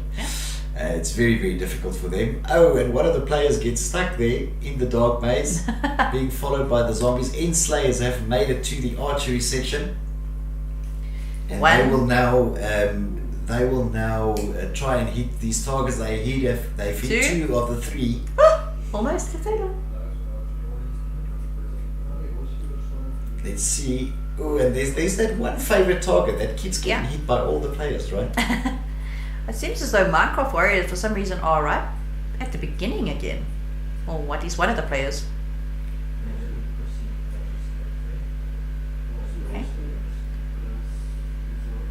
So let's quickly have a look at what the End Slayers are doing. They need to hit 1 more of the targets. We have the Minecraft Warriors still in the maze at the moment, and they are looking for that archery section as well. So let's see how they get onto that. The End Slayers managed to progress through the archery section, and now of course they will be heading over to that disappearing floor section. Now this parkour section has been a bit of a difficult thing for most teams to do this morning, but I saw the last 2 teams, and especially the Emerald Empires, suddenly made a very good comeback. Very good comeback on this. So we've got the Emerald Slayers now here at the disappearing floor parkour, which means that they are in the lead at the moment. We have the Minecraft Warriors that have gone through that dark maze section, but actually moving in the wrong direction at the moment. Some of their players. We've got a single player looking for that archery section, and I think they might have to communicate a little bit better in terms of where they are in the maze, because we have the End Slayers that are leading at the moment with this disappearing floor section. I think they have managed to land 1 block so far, and we have about 5 minutes left on the map, if I'm correct. 6 minutes. 6 minutes, there we go. Thank you, Tom. Oh, and that was a massive jump. that's sneaky. That was a massive One jump at a there. time, guys. One at a time. So I'm just trying to confirm how many blocks the Enslayers have managed. I think they've managed 4 blocks. There we go, that's confirmed. They've managed to tap on 4 blocks, and now the Minecraft Warriors here at the archery section, while the Enslayers are slaving away at that disappearing parkour section of the map. They have managed to do 4 blocks, so the Minecraft Warriors need to complete this archery section, get to the disappearing floor section, and then do 4 blocks or more to take the lead from the Enslayers. Well, I mean, we did see it in the last round, so it's possible.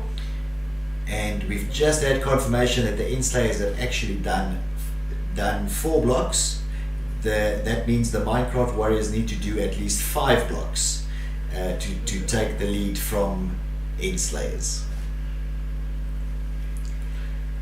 Alright, so it looks like Minecraft Warriors have got 1 target there. 2 targets? 2 targets? Yeah, 2 targets. Just the at last the target. moment. At least they got the top target, because Yes. the top target looks like it's been the hardest one to get so And one far. of the players just threw away their arrows. Oh, You can see them drifting there. There we go. All 3 targets have been hit. This Here we now go. opens the door for the Minecraft Warriors to push through to that section. The disappearing floor parkour section. Yes, these descriptions of the areas become longer and longer. but you're making up your own descriptions, so This is true. you need to be more concise when you start making stuff up. I'm just going to call it the disappearing floor. That's what I'm going to call it. The Enslayers still stuck here on the disappearing floor. They've managed to do 4 blocks. This does mean, however, that the Minecraft Warriors need to jump at least 5 blocks to take the lead from the Enslayers. So the Enslayers still in a very strong position here, because the Minecraft Warriors still need to find the section which they are coming up on now. Yeah, there we go. They're right there. There we go. They activate the disappearing floor, and let's see who is going to jump the most amount of blocks or make it completely through. I mean, in the previous match, the Emerald Empires completely surprised us in the last, I think it was the last 30 seconds of the map, and literally stealing that win from the Centennial Schools, or Centennial Schools 1. Ooh, Enslayers has kind of got the rhythm of the first block, right? But they sort of need to not try and rush the next sections to actually jump across, because they're doing that jump too quickly. Yes. So we're just checking here with the team as well. I think it is still it's 4 blocks for the Enslayers and 3 blocks for the Minecraft Warriors. So the Enslayers still a little bit ahead by that 1 block. Oh. Minecraft Warriors has got a good, like, sort of, 1 at a time. We're gonna try it. It's Look your how turn, nicely and they it's- stand they in the they line, line right? up nicely. It's great. There's some very good discipline Yes. in that team. Oh. They made two blocks there. 2 blocks. Did they make the 3rd block? No, just the 2 blocks so far. But I mean, that's good. I mean, they've got that sort of timing now. So both of these teams are on exactly the same section at the moment. Enslayers with that 2 block lead. They've managed to jump 4 blocks. With the Minecraft Warriors being able to do 2 blocks at the moment. We are just checking the time, because I think there's about 1.5 minutes left. So let's see. And it is really a neck-on-neck race here between the Enslayers and the Minecraft Warriors. Really different sort of strategies here from the 2 teams. I mean, Enslayers are trying to sort of rush and jump to the next section as fast as possible, whereas the Minecraft Warriors are kind of taking their time, getting the timing right and all that kind of stuff. And if they do manage to get that timing right, they will make it to the end a lot quicker than that sort of rush or that Correct. speed, like, run. But I think what puts the pressure on is if you know the other team are relatively in the same place. Yeah. It does, add that pressure, and you do want to almost, just try and jump as quickly as you can, right? And like we always say on this parkour, especially, slow and steady wins the race. Yes, absolutely. So at the moment, guys, you are watching the Minecraft Warriors in this disappearing floor section. They, as well as the Enslayers, are in the same section. The Enslayers with a lead at the moment because they have managed to jump 4 blocks, whereas the Minecraft Warriors managed to jump only 2 blocks. So Enslayers with that 2-block lead, and there is 30 seconds left on the clock, and we are going to give you a 10-second countdown when we get to the end, because as things stand at the moment, Enslayers have that two lead block, or 2-block lead. And if it comes down to a countdown, it will be Enslayers that will be able to take 6, the game. 5, 4, 3, 2, 1. And that's the wrap of the game. That means Enslayers do take the game. Enslayers, of course, in that last disappearing floor section, managed to jump to 4 blocks, whereas the opposing team, which is the Minecraft Warriors, managed to only jump 2 of those blocks. So well done to the Enslayers team. They will be moving through to the next part of the competition. Unfortunately, we say goodbye today to the Minecraft Warriors, who have been eliminated for the second time. Unfortunately, they are out of today's tournament. Now, ladies and gentlemen, we will go to a short advert, and then we will go to a 10-minute intermission. This 10-minute intermission is just to allow the players to move arenas. They will move from the, if you are at location, from the computer arena over into the main arena for the last sort of part of today.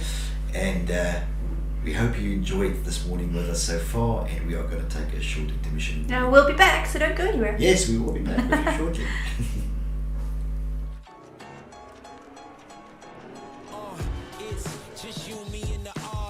Stuck together, we 2 peas in a pod. You dealt a bad hand, I'm there seizing the cards. We'll never be separated till we see in the gods. We truth in my word, you I lie to never end.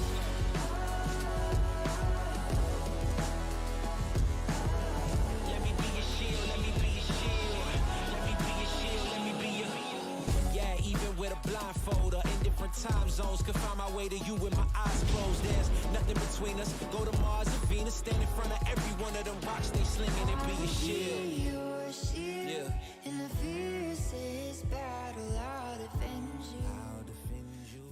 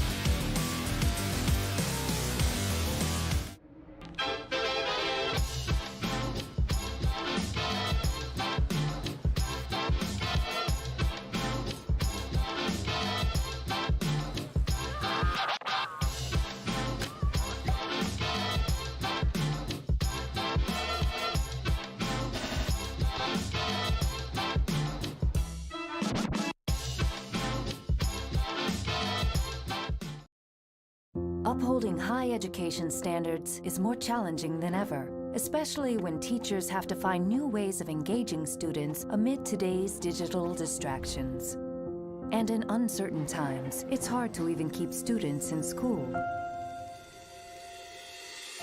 What you need are smarter, innovative solutions.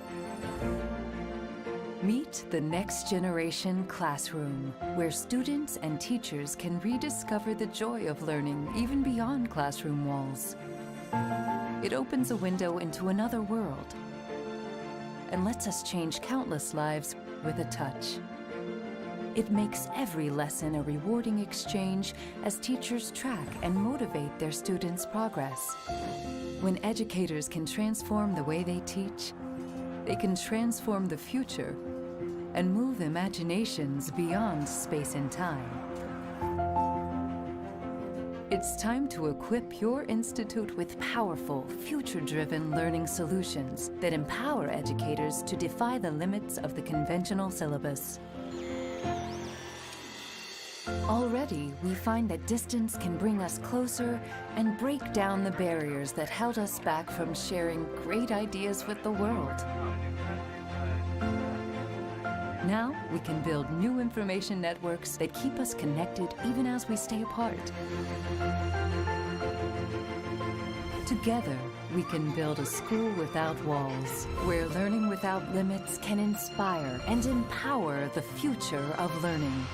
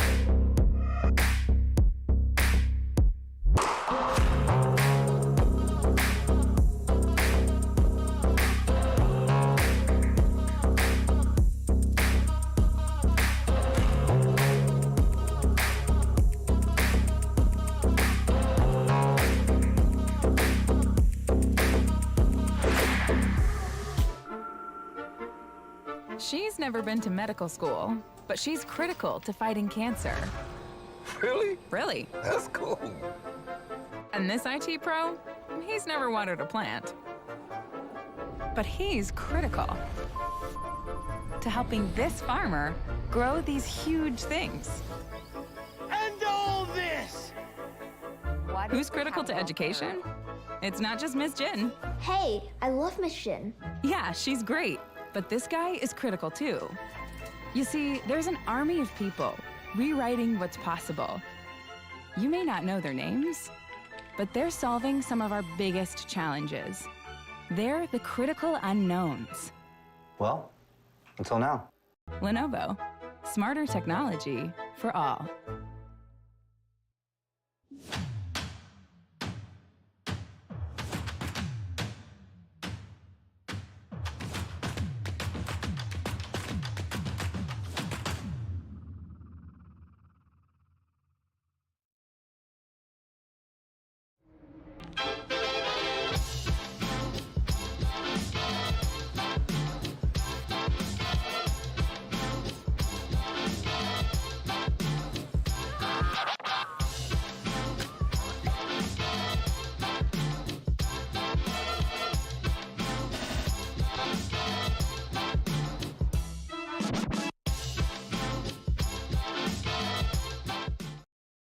Upholding high education standards is more challenging than ever, especially when teachers have to find new ways of engaging students amid today's digital distractions. And in uncertain times, it's hard to even keep students in school. What you need are smarter, innovative solutions. Meet the next generation classroom, where students and teachers can rediscover the joy of learning even beyond classroom walls. It opens a window into another world and lets us change countless lives with a touch. It makes every lesson a rewarding exchange as teachers track and motivate their students' progress. When educators can transform the way they teach, they can transform the future and move imaginations beyond space and time. It's time to equip your institute with powerful, future-driven learning solutions that empower educators to defy the limits of the conventional syllabus. Already, we find that distance can bring us closer and break down the barriers that held us back from sharing great ideas with the world. Now, we can build new information networks that keep us connected even as we stay apart. Together, we can build a school without walls, where learning without limits can inspire and empower the future of learning.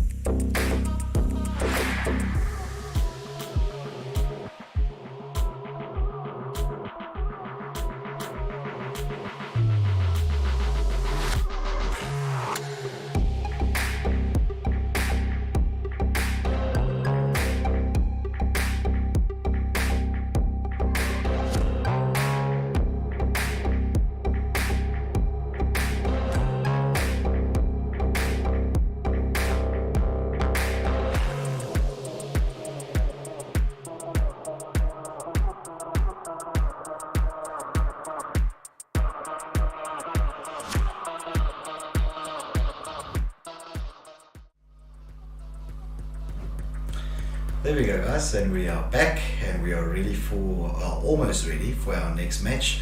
So during the intermission we have moved the players to the main arena area. So we're going to do a couple of things now. We will do a bit of a fly through of the next map that we will be playing, as well as we'll get to actually see what the arena looks like, right? So we've got a bit of a roaming cam with us today as well. So after the map fly through, we will also get a bit of a view on what that arena area looks like. Now you can see that this map is beautifully constructed, Sika.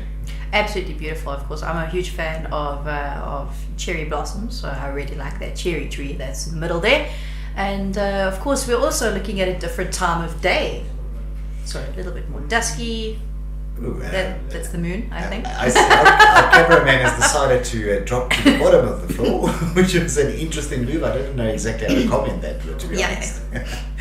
Now, of course, the next game that is going to happen is between two amazing teams, or at least two teams that have been playing amazingly this morning so far, and that is between the Boise Gamers and Centennial Schools 2.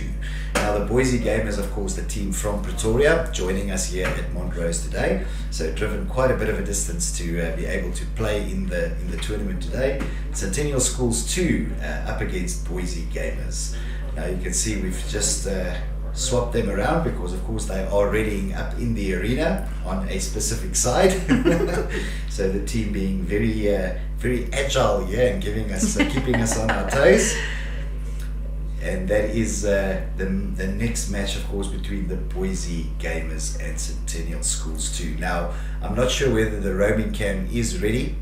No, we're getting it ready at the moment. Are they they're getting it ready at the moment. Are they getting it ready? Okay, you've got production in your ear, yes. don't you? There we go.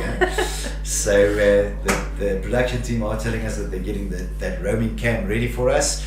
So while we're waiting for the roaming cam, a bit of a look at the world again. Sika, you were commenting on the blossom tree. Yes, my cherry blossom tree. Cherry blossom tree. Cherry blossom tree. Yes. So that is traditionally it's actually from China, isn't it? Japan. Japan. Sorry, there we go. So traditionally, the cherry blossom tree originally from Japan. So it's there's a bit of a Japan feel to that center part of the. It kind of does have that sort of Japanese Zen garden look, doesn't it? It does. It does. Love. Now, guys, if you have followed with us during the first map, the second map, very much on the same principle as the first map, there will be a PvP section where both teams will kick off. There's a bit of a run up towards the teleport area to get them into that center PvP part.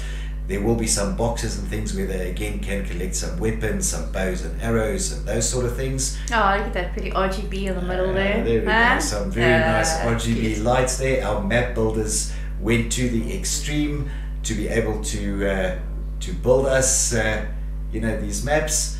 And I see our map, our fly through is just I think there we go. Our fly through has decided to move again. And the lovely RGB symbol there. Now I see that the teams are, we've got 3 players on each side, so I think there we go, 4 red players are in, and I think the other players are in as well. So the team will be confirming with us if both teams are ready. This is of course the match between Boise Gamers and Centennial Schools 2. Centennial Schools 1 unfortunately of course got knocked out in the previous round. Centennial Schools 2 going through to this next round, and of course on the new map. Alright, so of course we did mention earlier today that there was sort of a announcement about Comic-Con, Yes. KidsCon, and we're going to run through that again just in case there's anyone that's joined us. Do you want me to? Yes. Okay. So guys, we did secure a spot at Comic-Con this year, and if you don't know what Comic-Con is, you should really go and Google that. It's an absolutely amazing pop culture show. It's held every year. Of course, we were a bit out of touch with COVID for the show, and the show was online last year, not the year before though. It was only online last year. It was very successful even online, but of course it's one of those shows that you really want to be at and be in person at, and RGB Gaming has managed to secure a spot at Comic-Con, and we will be Yes, is that the right wording? We will be hosting. There you go, hosting is a better word.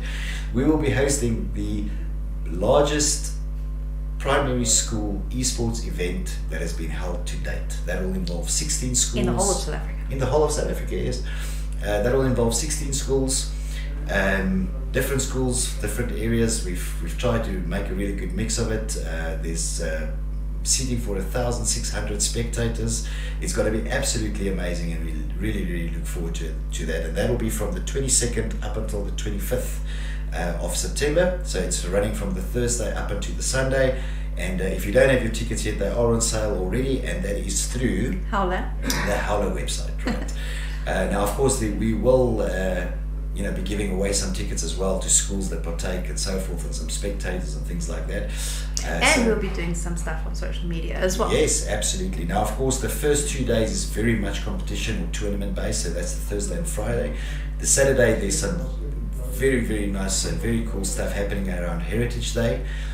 Specifically on the Saturday morning, there's some tournaments in the afternoon as well, and then the Sunday is very much free play and sort of just come and enjoy esports and see what it's all about.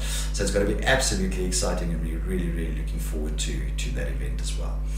We are just checking with the production team whether all the teams are in and the players are ready.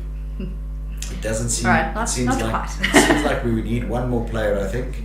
If I'm correct, I think it was on the blue side. If I'm checking with the production, in case you're wondering where I'm looking, by the way, there's a big window. There's a big window, and a production guy called Joe, who's very helpful. His eyes are always big. Always looks very busy and very stressed. And I keep very stressed, and I keep checking with him whether everything's okay. I think he's blushing now. He's not enjoying the attention, even though you can't see him on stream. But Joe working hard in the background here, making sure that everything is up and running. I can feel the blush from here. Like yes, he's absolutely. It's coming through this window. There's a glow in the production room. It's very entertaining. So guys, we hope you are enjoying the day with us so far.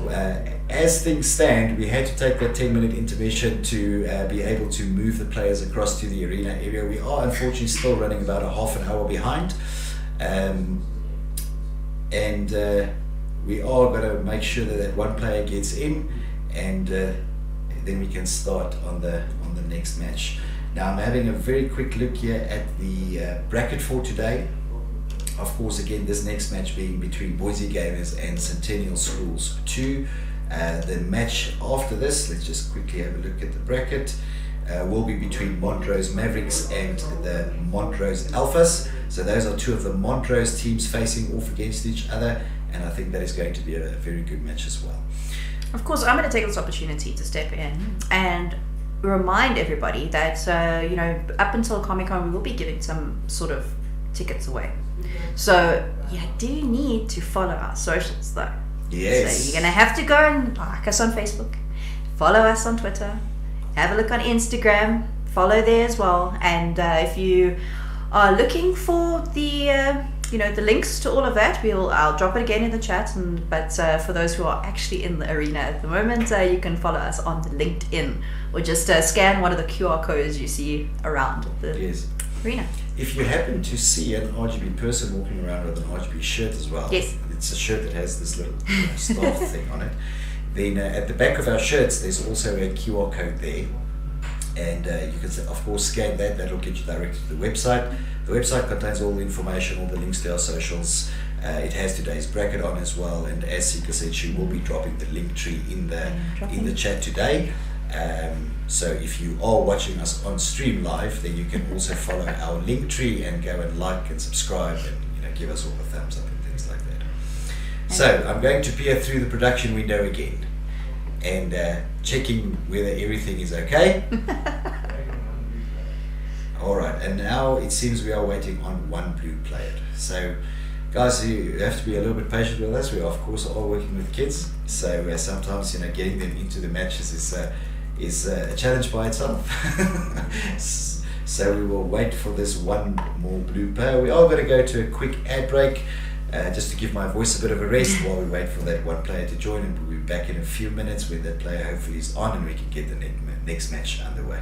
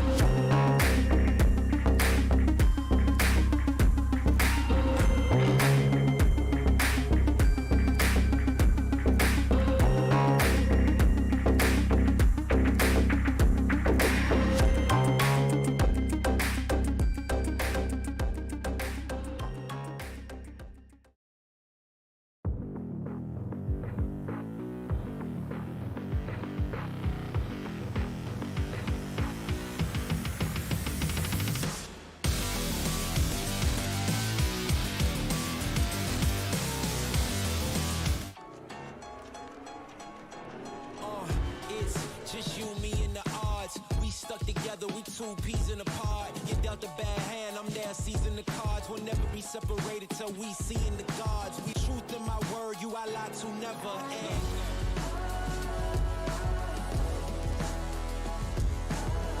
Let me be your shield, let me be your shield. Let me be your shield, let me be your... Yeah, even with a blindfold or in different time zones, could find my way to you with my eyes closed. There's nothing between us. Go to Mars or Venus, stand in front of every one of them rocks they slinging and be your shield. Your shield.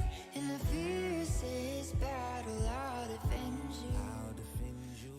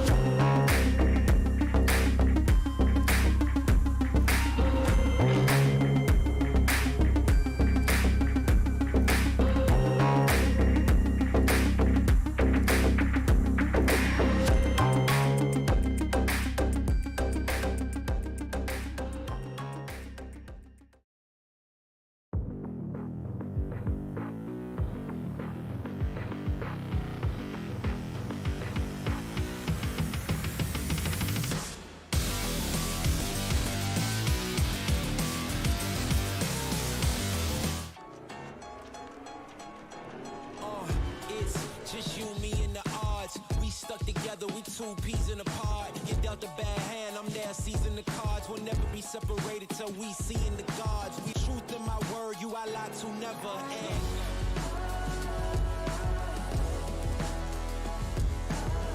Let me be your shield, let me be your shield. Let me be your shield, let me be your... Yeah, even with a blindfold or in different time zones, could find my way to you with my eyes closed. There's nothing between us. Go to Mars and Venus, stand in front of every one of them rocks they slinging and be your shield. Your shield. Yeah. In the fiercest battle, I'll defend you. I'll defend you.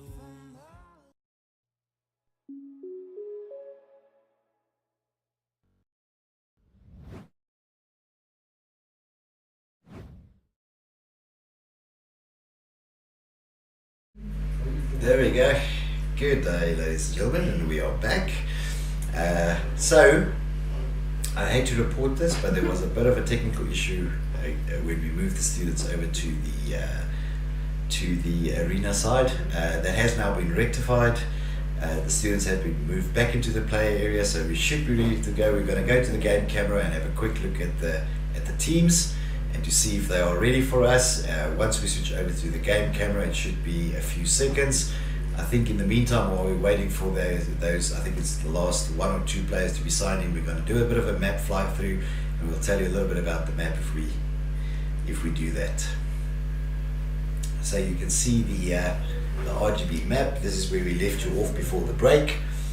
The last players are busy loading into the map. This is of course what is called the Dawn map. So you... I don't know, it's kind of, that first section has a bit of a sort of Hogwartsy feel to me.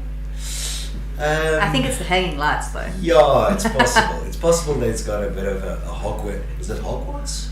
Hogwarts feel. It's the Harry. It's got a Harry Potter feel. That's what you mean. Hogwarts. Okay, a Hogwarts feel. So a bit of a Harry Potter feel to this map.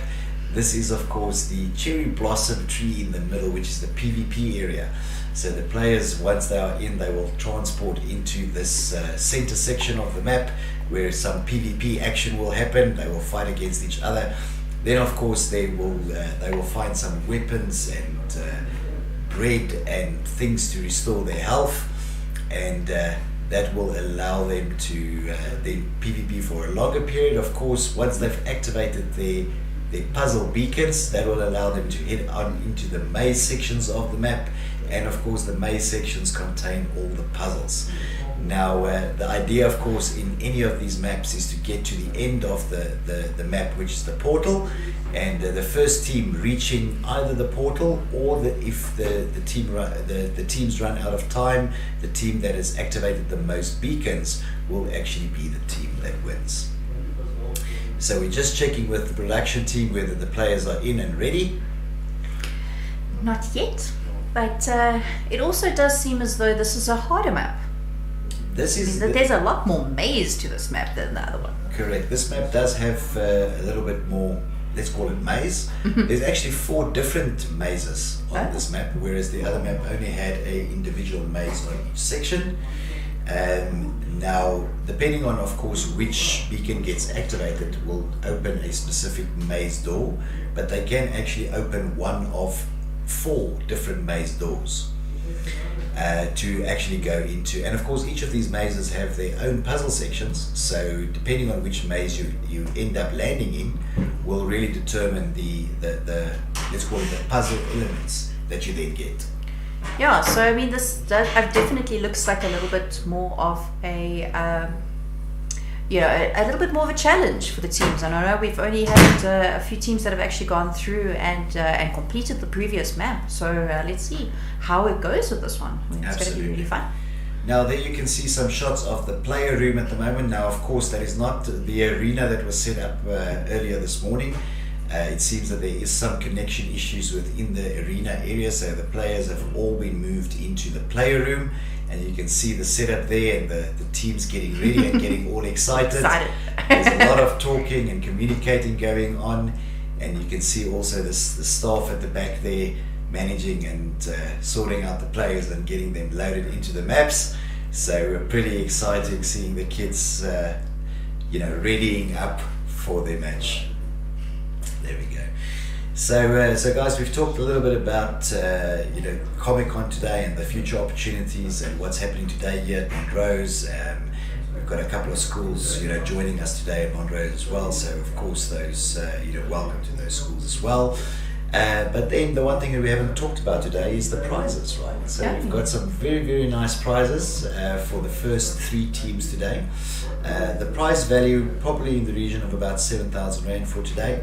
Of course, the winning team will also win tickets to Comic-Con, which they themselves don't know. Right? They will find that out a little bit later. I think they're going to hear that by now. Well, by now, yes. Of course, if they are listening to the stream or have the stream open on their phones, they will know about it. But the winning team will also win tickets to Comic-Con. There's also some very nice prizes for the individual players for first, second and third today. And then of course the winning school today will also get a cricket machine. Yes. So you might have seen some ads running for cricket during the day today. By now, hopefully a lot of you know what the cricket machines are. They are little CNC customization machines, and you can actually do some quite nice customization, right, on your controller or your PC or whatever may be the case. So we've just gotten a thumbs up from Joe through the big window here, and Joe says the teams are ready. So we are going to cross over to the teams, and we're going to get going immediately onto it. And I think they're giving me a countdown. 5, 4, 3, 2, 1. And the teams are off. Now, of course, the teams have to go down this big first section. And try not to fall. Because if they do fall off here already, they will die. But they head on into that teleporter. Of course, this teleporter works the same, one at a time. The teams are then teleported into this middle section of the map. And this is quite a tricky section. They are guided by those colors as well, so following the red banners. They now have to try and find some equipment. Now the equipment are scattered all around this middle section in these little boxes or holders, if you want. What did you call them? Chests. There we go, into the chests. And they might find a sword or a bow and an arrow. And one lucky player could even find a crossbow. Crossbows on these maps are very, very helpful because they can shoot very far. They're also a little bit more powerful and does allow for some good PvP action. Now you can see here what's happened is the players have now all come onto the stop section, and there is some PvP going on here. There's a bit of a battle between a red and a blue player. Both of them have swords. We're going to see who wins out. Oh, and the red player does take out the blue player there. Other way around. Blue player took out the red player. Oh, sorry, other way around. But now did it? Yeah. There you go. Now the blue player took out the red player. But we have the Boise gamers already now in the first part of the one maze that they open. Remember, they can open a door to any one of 4 mazes on this map, and now they are in this the first dark maze. Now what you will not be able to see on the stream, which the player actually experiences, is that it's very difficult for players to navigate this dark map because of the fact that literally they cannot see their hand in front of their face. So they have to almost use muscle memory to remember whether they've turned left or right when they find themselves running into a wall. And that is the only way that they can guide themselves out. And indeed, one of the Boise gamer players have made it through the dark maze and have activated the first portal, or the first beacon. Mm-hmm. Now, I mean that of course already gives Boise gamers a bit of a lead over Centennial Schools 2. Centennial Schools 2 still here in the PvP section, and trying to find the switch to activate their beacon to be able to enter the maze. And they have decided to do some tree climbing, which they are doing at the moment. I see the Boise gamers here at the first archery challenge. Now this archery challenge is a little bit difficult because, as you can see, there's a block that comes up in front of the target. Okay, but there's also a little bit of a trick to that, because it obviously there's also hidden targets as well as the one that keeps flashing in front of them. Correct. So there's 2 things that are happening here. The first is that they have to hit that moving target, and then there are 2 more hidden targets which they can only see from certain angles. Now you can see that this is really about the timing. So you have to be able to work out when that target flashes before you can actually shoot it. So this might be interesting. It's always a good idea to have more than one player trying to hit targets here. Now we can see that 2 targets have been hit already. If you look at the top of the challenge, there's those little light blocks, and as targets get hit, those light blocks will actually turn on. If all 4 of them are turned on, that means that the challenge will be completed. So currently 2 out of the 4 targets have been hit. Now we see that Centennial Schools 2 has also entered their maze area, so they are going through the maze. Oh, and went straight into the lava there. Luckily the player wasn't there for too long. It's friends. So trying to find their way with that one beacon activated. There is currently about 4 minutes, maybe 3.5 minutes on the clock at the moment. And it is both these teams, both Centennial Schools 2 as well as Boise Gamers, now on the archery challenge. Now Boise Gamers of course have hit a few of the targets. Sorry, I think they've actually completed that now. Yeah, they moved through. They've moved through the archery section, Boise Gamers, and they are now onto this parkour section. Yeah, so this parkour section is a little bit more difficult than the last one that we encountered, sort of the what did you call it, the disappearing blocks section? Yes, the disappearing floor section. So this one actually goes around a corner rather than just be in a straight line. So you have to sort of get that timing, and then also around that section that you don't see. It's this is absolutely I mean, this is incredibly difficult for those people that play Minecraft. They will know. If you don't know Minecraft, you will well, if you don't play Minecraft, you won't know. If you do play Minecraft, you will realize just how difficult this part of the parkour is. These blocks disappear extremely fast under your feet. So it's literally a timing situation where you almost have to run and jump at the same time, right? So this is quite a difficult part. I see the Centennial Schools 2 team also now progressing through and heading onto this, or heading towards at least. So we're just waiting for confirmation of how many blocks Boise Gamers has actually done. So they've done 2 blocks so far. So if Centennial Schools can get to that section and at least get further than 2 blocks, then they could put themselves in the lead. Exactly. So there we go. Centennial Schools 2 now activated the disappearing floor. And let's see how many blocks they can get to. Just to confirm, Boise Gamers have managed to jump 2 blocks. Centennial yet to jump. There we go, 1. Oh, almost on the second one, but those blocks are so quick. They are. So let's see how quickly they can move through this section. This is really, really difficult for the players though. Let's see how quickly they can go. Oh, almost. Oh. That was almost 2 in a row there by Centennial Schools. Looking at Boise Gamers, they are still on the 2 blocks, trying to work out the timing. 3 blocks now. So Boise Gamers now moved on to 3 blocks. So Boise Gamers having the lead.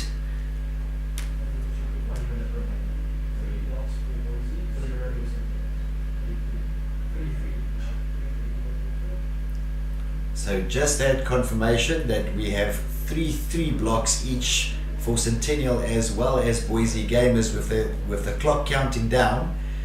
So the first player now to go further than 3 blocks will put themselves into the lead. Of course, if both of the teams end up with only 3 blocks and they can't get any further than that, then the team that got to the section first will be the team that will take the win. I just want to get some confirmation on that as soon as we can.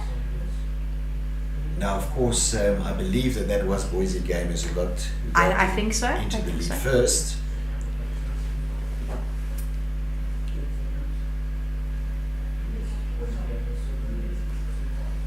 All right, so yes, Boise Gamers is technically in the lead, even though both of the schools have got 3 blocks. So we've got a little bit of time still, and Centennials can.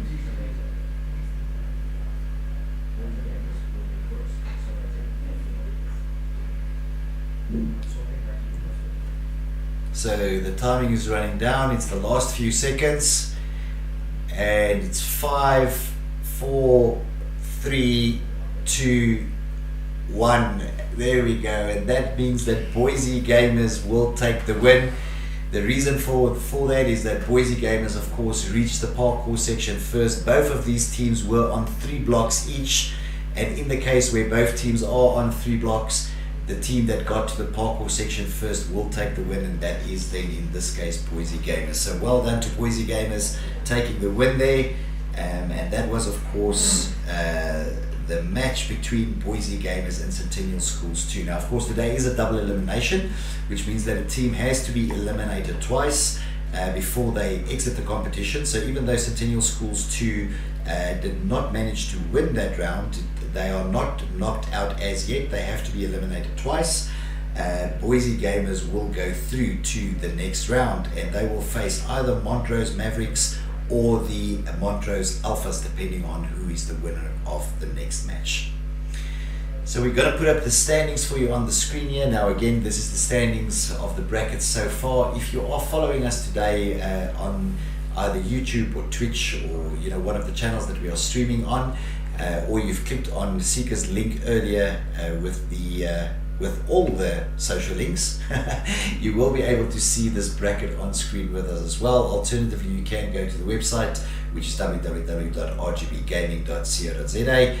Click on today's event, and that will also bring up the bracket right at the bottom of that page as well. So we are readying up the next 2 teams. It's going to take about a minute or so just to get those teams in and ready to play.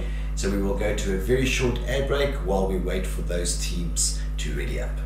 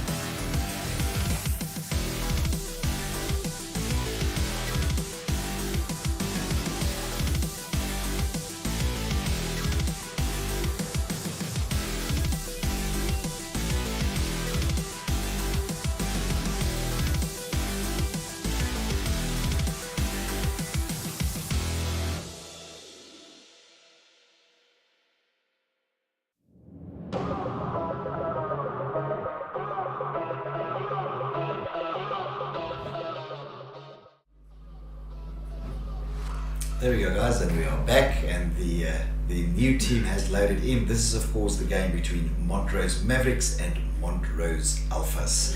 So we're going to swap over to the game screen. The players are already in and ready to go. So we're going to give you a bit of a countdown when they are ready to start. 2, 1. There we go. The players are ready to go.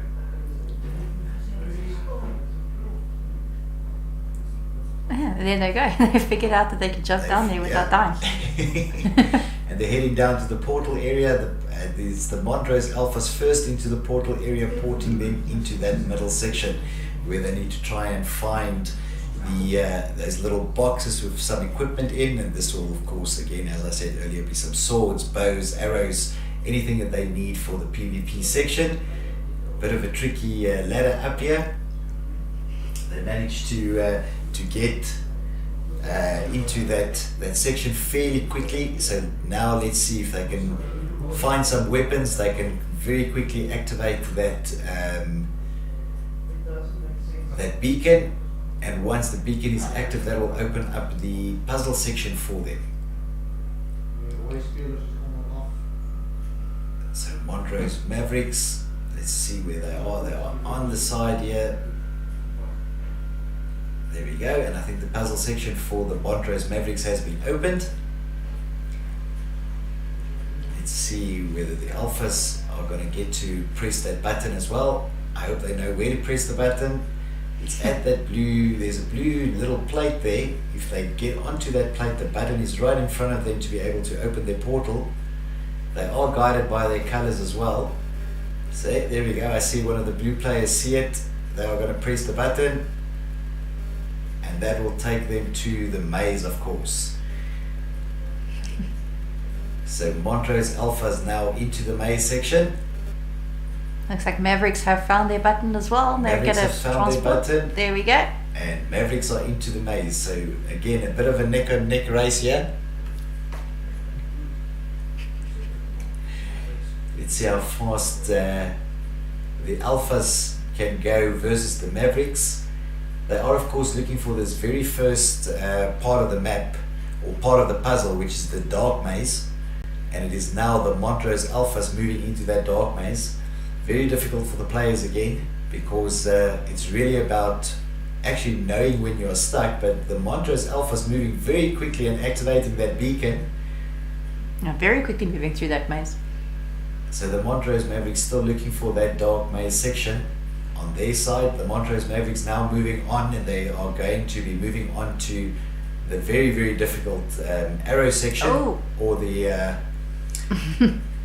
did I just call it an arrow section? Arrow section. Archery section. So moving on to this archery section, if they can find it. Montrose Mavericks, a little bit off course there. Almost that section though. And that's such a long way to go to find out that you are at a dead end, right? Such a long way to go. So let's see if they can. You just have to find the player in here. He was just here. It's the problem with the maze that's so high that you can't find the players.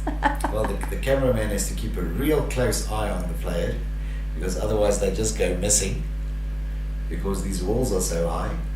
Now it does look like the Montrose Alphas has gone into the archery section, and they are now trying to archer. Now if archer? Shoot at the at the targets, right? They are trying to archer the targets. They're trying to archer the target. There we go. Now if our cameraman moves back a little bit, you will see there's some lights at the top of this challenge, and every target that gets hit will actually light up one of the lights. You have to go a little bit further back, otherwise we can't see the lights. Cameraman. We have to navigate through, so the camera actually goes to the other side of it. Oh no. Alright, so at the top of this challenge, actually there are 4 lights. We can't see them right now, but as the targets get hit, those lights actually light up, and if all 4 lights are lit up, then you of course can see that will actually open the next part of the maze for the players as well. So let's see if they can manage to hit all 4. I think 3 of those lights are lit up already. There we go. The 4th one is lit up. Woo!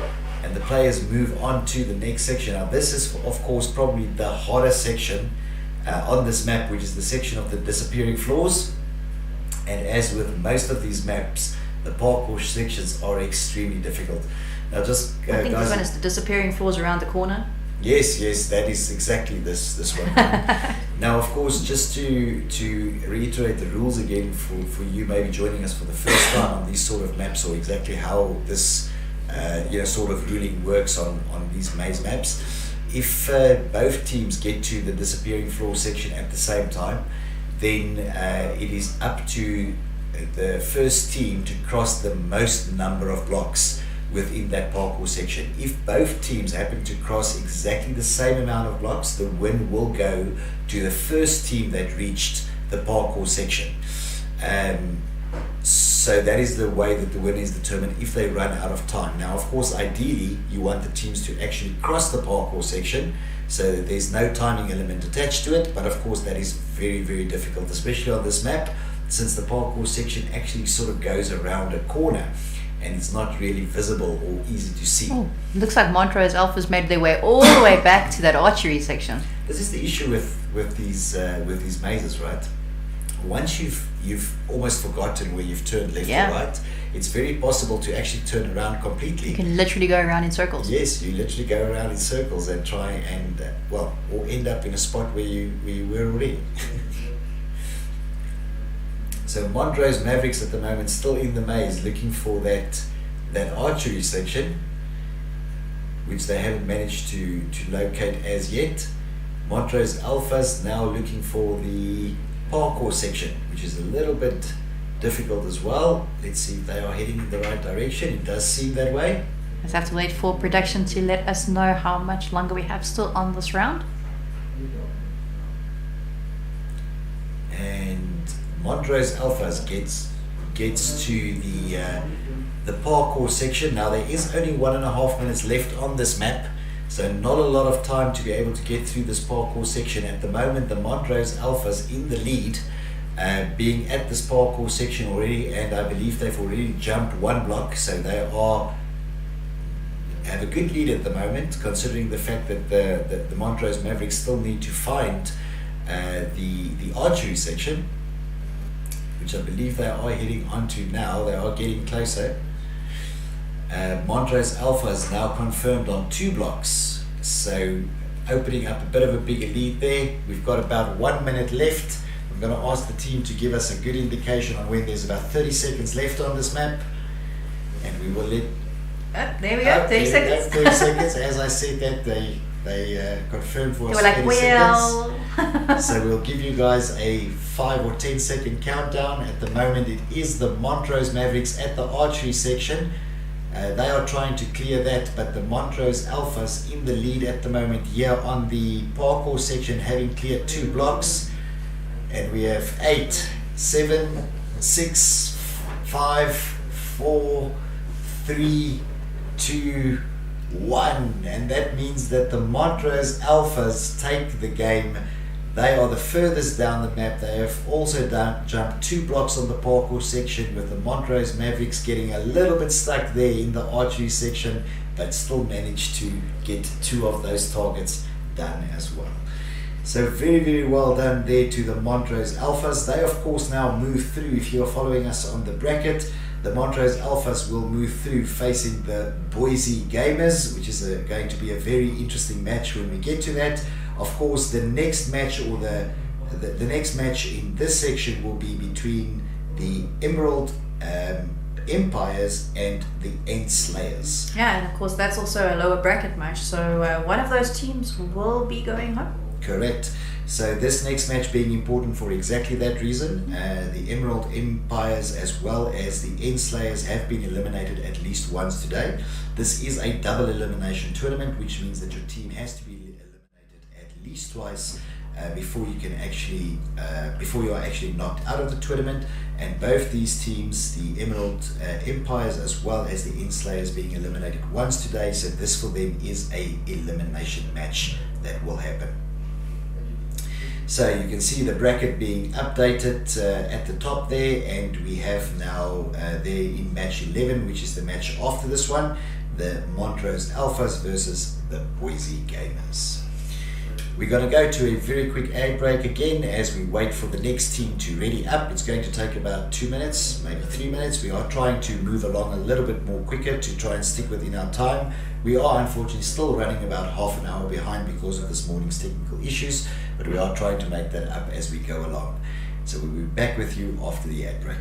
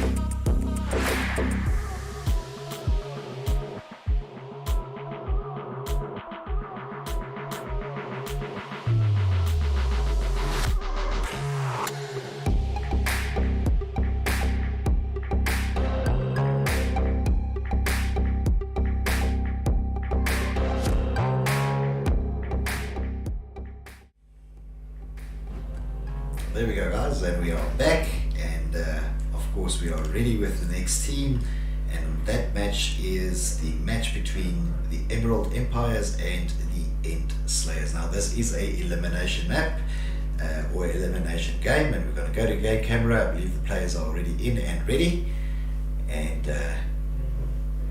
we're going to give you a bit of a countdown.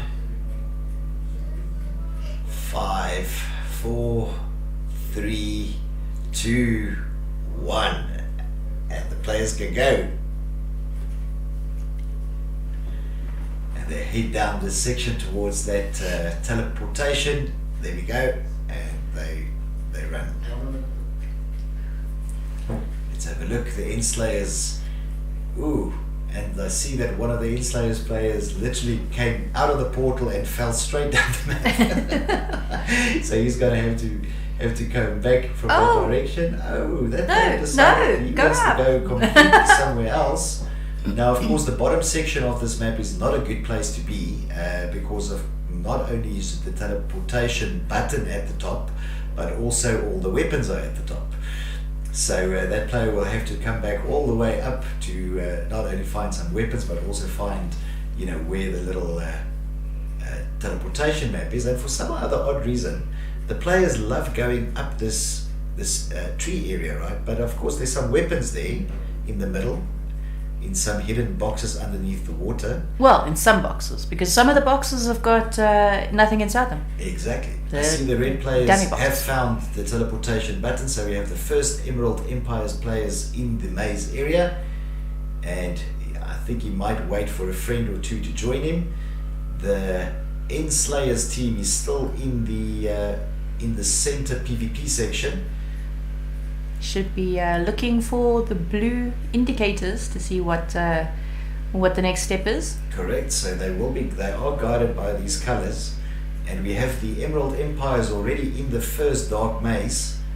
Again, this dark maze is not easy, but they managed to light up the beacon. So the Emerald Empire is now out in front, having lit up that first beacon, and now have to find their way through the maze to try and get to that archery section.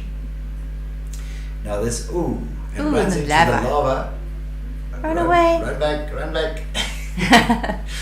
So definitely not in that direction. We still have some players PvPing in the middle section. I think Enslayers are still looking for the blue. I saw it. Come right back. There. It's right there. The blue button is right there. Emerald Empire is moving very quickly and over to this archery section.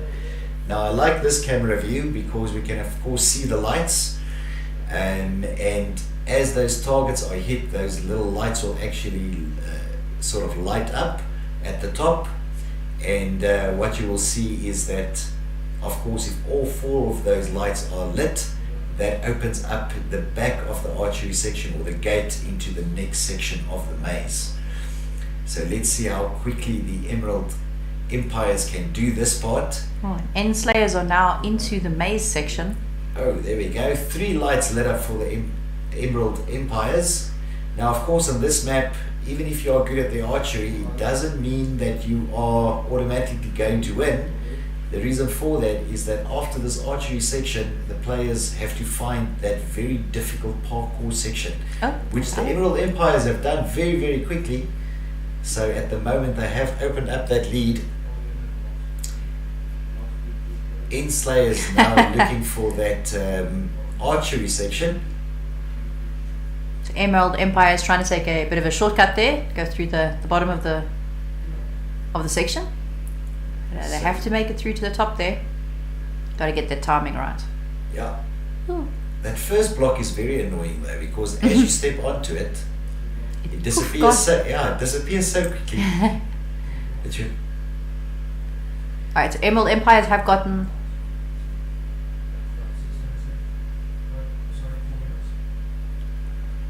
So having a look here, Emerald Empire have 2 blocks. There's about 4 minutes left on the clock.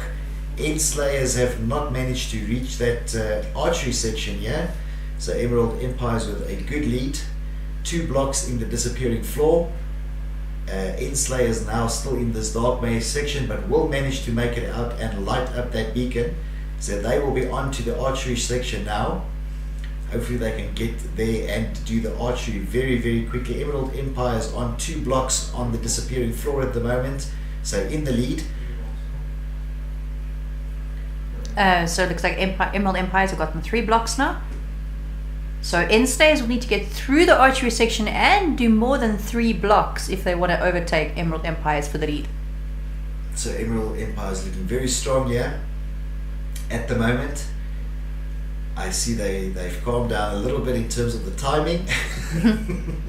They're waiting for those blocks to appear before they jump. But they do have a fairly good lead at the moment, Emerald Empires.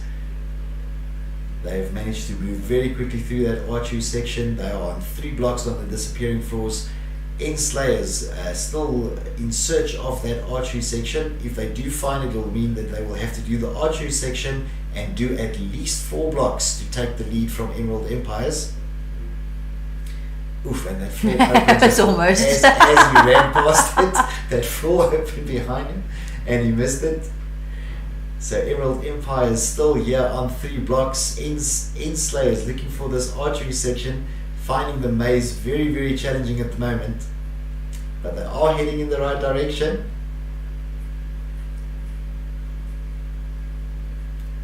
Okay, so N-Slayers there with the archery. Looks like they've got 1 block so far. 2 blocks so far. Blocks so See far. the little blocks in the top there lit up. So you've got 2 blocks that are lit, so 2 blocks. They need 2 more targets. Emerald Empires at the moment still on 3 blocks. They are still in the lead and the time is running out. Oh, 3 blocks. We're just confirming. There's And the N-Slayers have gotten through the archery section. If they can get to that parkour section with the disappearing blocks and do 4 blocks or more, they can still get in the lead here. Absolutely. So N-Slayers now racing towards that section in the map with the disappearing floor. They need to get 4 blocks, and that will mean that they will take the lead from N-Slayers, who are on 3 blocks at the moment. They will take the lead from Emerald Empires, who is on 3 blocks at the moment. N-Slayers looking for that disappearing floor. So 60 seconds on the clock at the moment. Woo, it's tight. Can N-Slayers in the next 60 seconds find that disappearing floor and do at least 4 blocks to steal the lead from Emerald Empires? That would be a reverse sweep of note. That will be a reverse sweep of note. That'll be a reverse sweep of all reverse sweeps. So Emerald Empires still on 3 blocks. So either they need to push to get another block, but I can see the N-Slayers are running like crazy. Emerald Empires on 3 blocks. There's about 30 seconds left on the clock as we count it down. I'll ask the team to give me an indication when we get down to about 10 seconds. We're almost there. 8, 7, 6, 5, 4, 3, 2, and 1. That means that Emerald Empires takes the win. They were on 3 blocks on the disappearing floor section. Unfortunately, N-Slayers not making it to that disappearing floor section in time to contest the win. Emerald Empires takes the win. Well done to the team. And of course, that does mean that N-Slayers, unfortunately, are not going to proceed through the bracket today.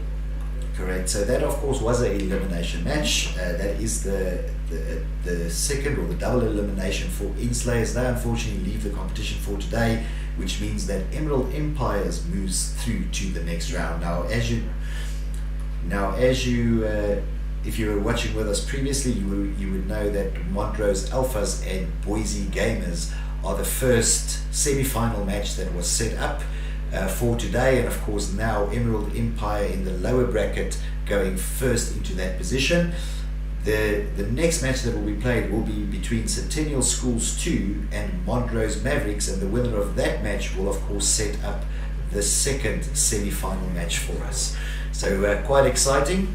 The teams are readying up. We're trying to push this along a little bit quicker. We effectively have let's see, 3 matches left, depending on who wins. But if it works out the way that it normally does, we have about 3 matches left for the day, so we are trying to push a little bit ahead. We've managed to make up another 5 minutes, so we're only 25 minutes behind schedule at the moment, and we are going to see if we are going to make up a few more minutes with the next match. Of course, as we progress through the competition, the teams progressively also get better, which means that the maps start running faster as well. So we have those 2 teams readying up now, Centennial Schools 2 and Montrose Mavericks. They are in the background. It was going to take another 2 minutes or so for them to ready up, so we're going to go to a quick ad break, and when we come back we will bring you that game.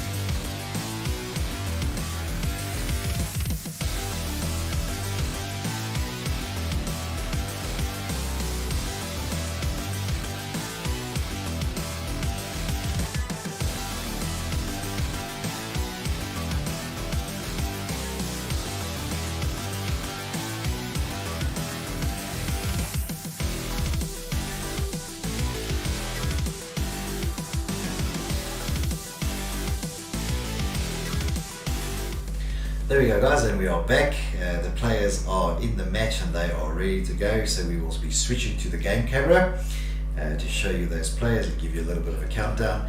This is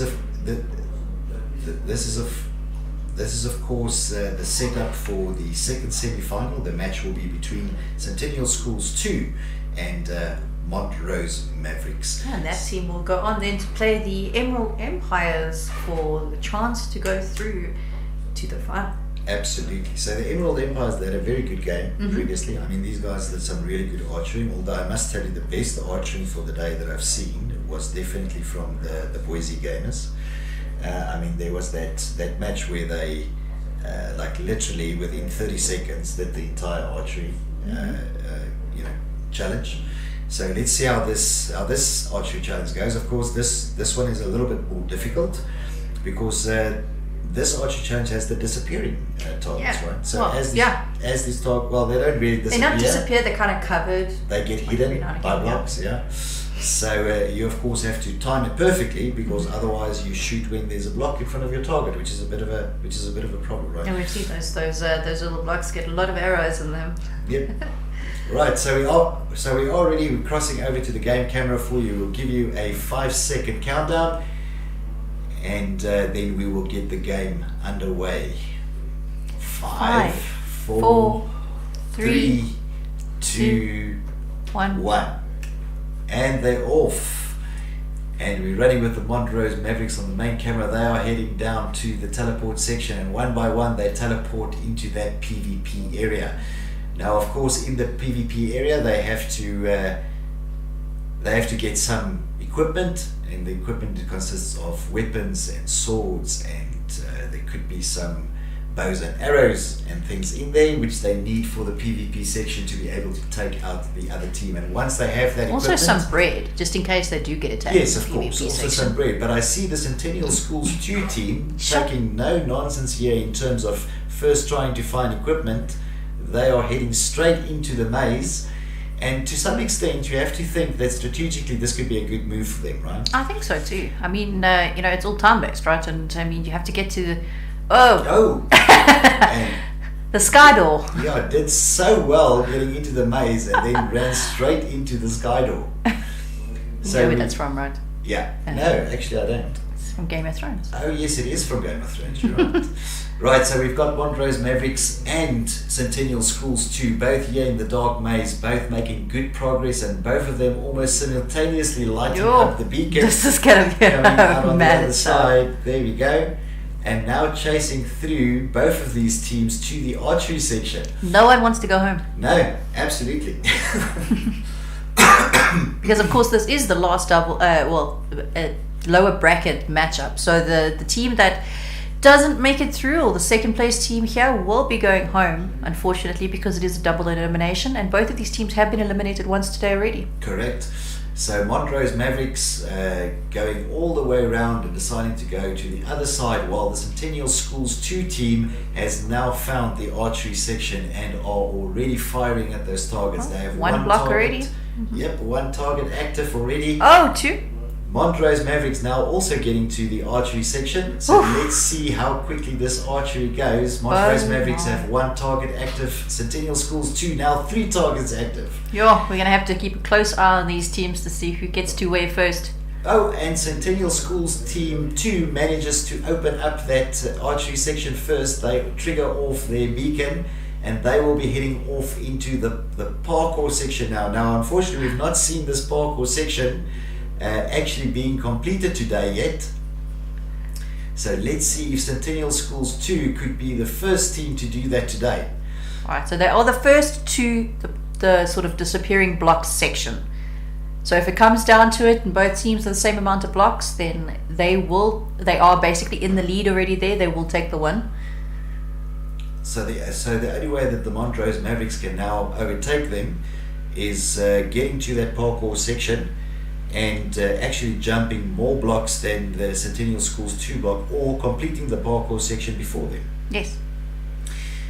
Ooh, Montrose Mavericks now have 3 blocks active on the archery, so one more before that archery section will open up for them and allow them to go into the rest of the maze.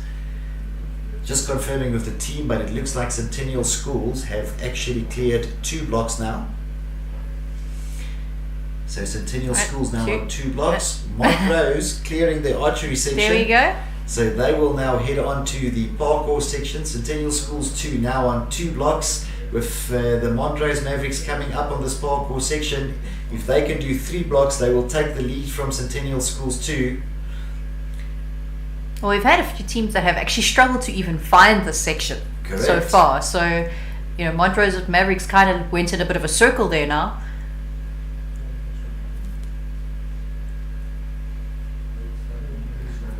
Alright, so we have 4 minutes left on this matchup. So far, Centennial Schools in the lead, and they've got 3 blocks so far. So Centennial Schools 2 on 3 blocks. Yo, that's a mouthful. Centennial Schools 2 on 3 blocks, which means that if Montrose Mavericks gets to the disappearing floor section, they would now have to do a minimum of 4 blocks to take the lead from Centennial Schools 2. Now, of course, if they both end up on 3 blocks, Centennial Schools 2 manage to reach the parkour section first, which will automatically give them the win. But right now, Centennial Schools 2 on 3 blocks, with Montrose Mavericks still looking for that section, the disappearing floor section in the maze. Let's see if they find it. This is not an easy maze. I must make that clear as well. And Montrose Mavericks now managed to find the disappearing floor section. We're just waiting for the team to confirm how many blocks they are on. They are on, in fact, on 2 blocks. So Centennial Schools 2 on 3 blocks with Montrose Mavericks on 2 blocks. This is a head-on-head race here in the disappearing floor section. There's like, I think there should be about 2 minutes left. I'm just confirming with the team as well. But I think there's 2 minutes on the clock. 2.5 minutes, there we go. Corrected. 2.5 minutes on the clock. Both these teams in the disappearing floor section. Centennial Schools 2 on 3 blocks with Montrose Mavericks on 2 blocks. So really a head-on-head race here. And now it comes down to either strategy or timing. Like one of the players from Montrose Mavericks has actually made it into the second section. So you just need to confirm on how many blocks that is. So Montrose Mavericks confirmed have just overtaken Centennial Schools 2. They are now on 4 blocks with Centennial Schools 2 still on 3 blocks. This is really a head-on-head race. And I'm checking with the team in terms of how much time we have left. We want to just look on the time clock here to give you a countdown if that's needed. So it sounds like around 1 minute 45. 1 minute 45 seconds remaining, and again we still have Centennial Schools 2 on 3 blocks with Montrose Mavericks on 4 blocks. You're struggling there a little bit with I am. It's the 2. It's the 2 in the name that keeps throwing me off with the number of blocks. Oh, and look at that! I just saw the Montrose Mavericks player making it to the second section again. So I'm just confirming with the team, but it is 4 blocks currently for Montrose Mavericks. And 3 blocks still for Centennial Schools 2. So who will take this? There's about a minute left on the clock. We are going to give you a short countdown when we get to about 10 seconds. Montrose Mavericks on 4 blocks at the moment with Centennial Schools 2 on 3 blocks. It is down to the wire.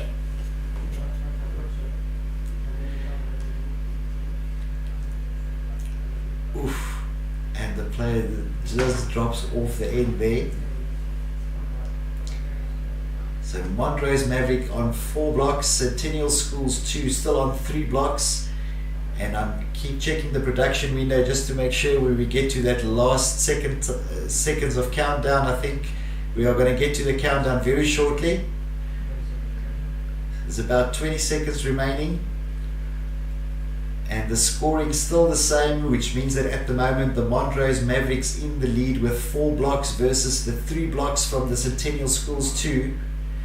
8, 7, 6, 5, 4, 3, 2, 1, and right up until the end these two teams were neck and neck, but it's Montrose Mavericks taking the win with the 4 blocks versus the 3 blocks from Centennial Schools 2, and that was absolutely amazingly played by both these teams. But Montrose Mavericks ending up taking the win literally with that 1 additional block in the parkour section. So 4 blocks there at the end to the Montrose Mavericks, and 3 blocks to the Centennial Schools 2 team. But absolutely amazingly played by both these teams. They were literally neck on neck right up until the end. Right up to the end, and that's goes to show you that you should really just never give up. As fast as you think the other team is doing, that 1 extra block right at the end can put you in the lead. Absolutely. Alright, so now we've got 4 matches left, and we are out of the first section, or second section of the day, I should say. So going through into the winners bracket final and the losers bracket final. And those 2 teams will then go through into the final, or the ultimate final? The ultimate final. There we go. So we have, so guys, we are now in the semi-final stage. Again, we have made up some good time. If I have a look at my watch here, there's literally 3 matches left for the day. We will have 4 matches left for the day. We will have the 2 semi-final matches following. That is, of course, between Montrose Alphas and the Boise Gamers will be the first one. The second semi-final between the Emerald Empires and the Montrose Mavericks. So you will see the bracket coming up on the screen now as well. We are going to leave that for a few seconds there, and then we will go to a short intermission while the team's ready up for the final matches to take place.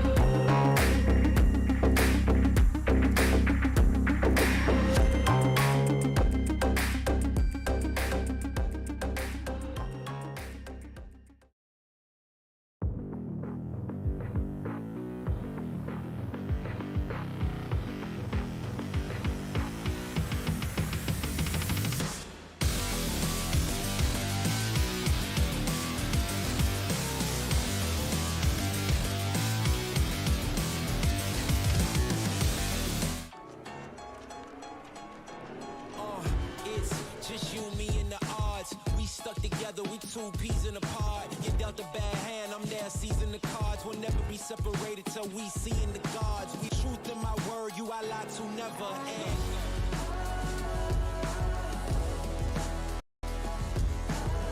Let me be your shield, let me be your shield. Let me be your shield, let me be your... Yeah, even with a blindfold or in different time zones, could find my way to you with my eyes closed. There's nothing between us. Go to Mars or Venus, stand in front of every one of them rocks they slinging and be a shield. Your shield. Yeah. In the fiercest battle, I'll defend you. I'll defend you.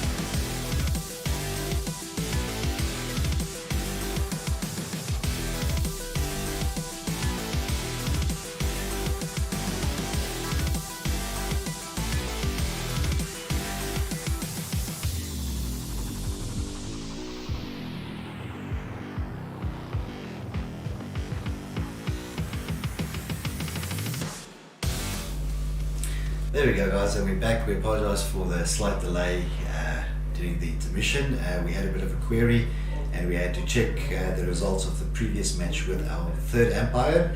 So it's an independent person who's also watching the streams with us, and we want to confirm the final block scoring on the disciplinary floors. So Montrose Mavericks did actually get to 4 blocks. Centennial Schools 2 managed to get 3 blocks. So an extremely close game there at the end, but our third umpire did confirm the scoring for us. So just to confirm that, and we of course have to confirm that on stream because of the query as well. But we are on to our next match, and that is of course the match between Montrose Alphas and Boise Gamers. And the teams are ready, and we're going to go over to the game camera and give you a countdown for that match to start.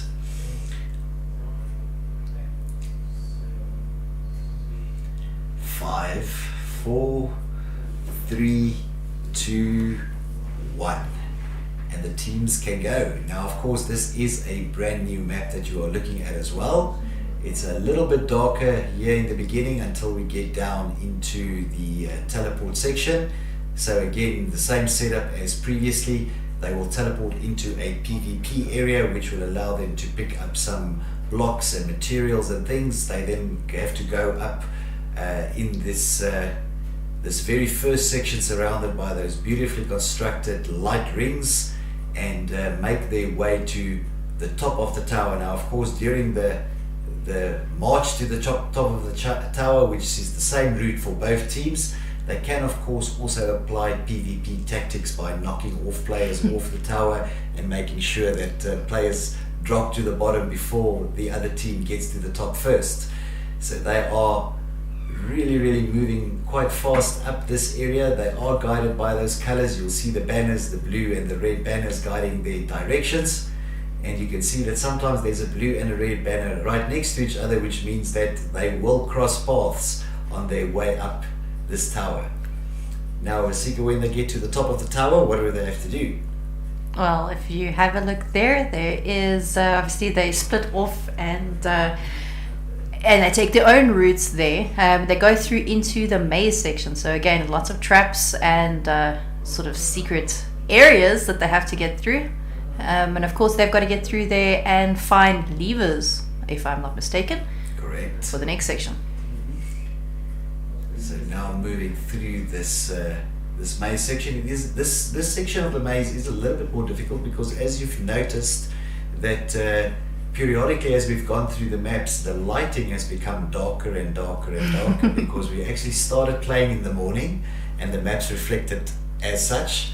Then we have gone into sort of a dusky map, so the sun started setting and now the sun is down. So there's all these little lights on the pillars and there's a lot of light blocks being used. There we go, and the chest is found.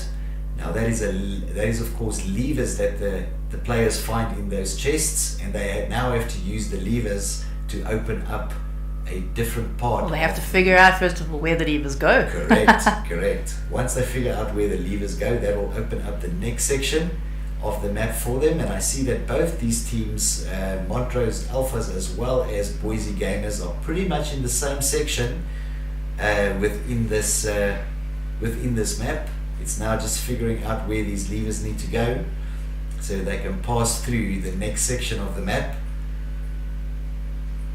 This might take them a little bit of time because, as I said, the lighting in there for the players are not great because it is getting onto nighttime. See, the really mind-bending thing about this is you tend to go towards the light, and Yes. the light is a wall that you can't pass through. That's a problem, right? That is a problem.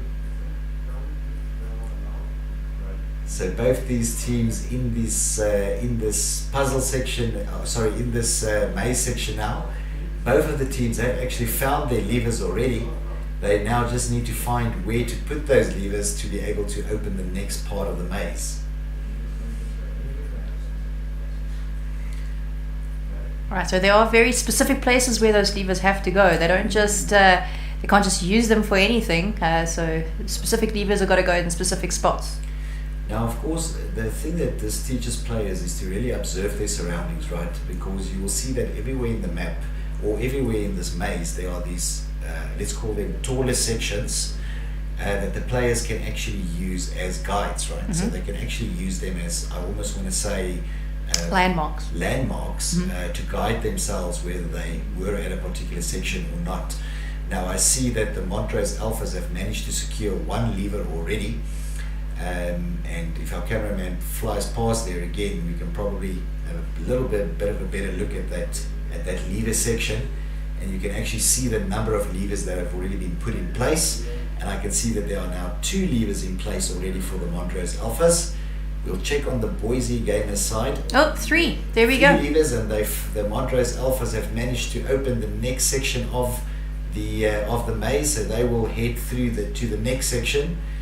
Now this section is a little bit lighter. There's a little bit more light here for the players, so it does become a little bit easier for them to navigate. But of course, the next puzzle. Or is it just that wall? It's just that wall. This is the thing, right? So it's a little bit lighter. It's a little bit easier to see, but of course, the next puzzle is harder. Right? Ooh, sky door. So one of the players disappearing there through the sky door, heading in the right direction though. Our cameraman is having some fun trying to track these players in the maze area. The Boise Gamers have not managed to find, I think they have 2 levers in place if I remember correctly from seeing the level wall the last time.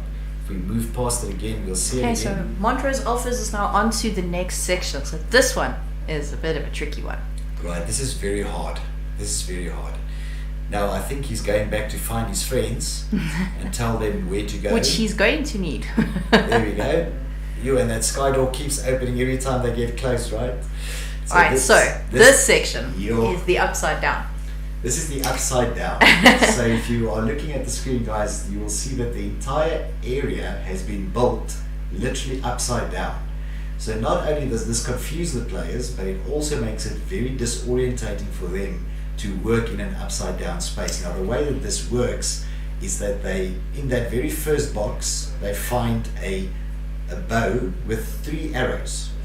And they have to use the 3 arrows to shoot targets that appear. You can see the targets appearing there on the opposite wall.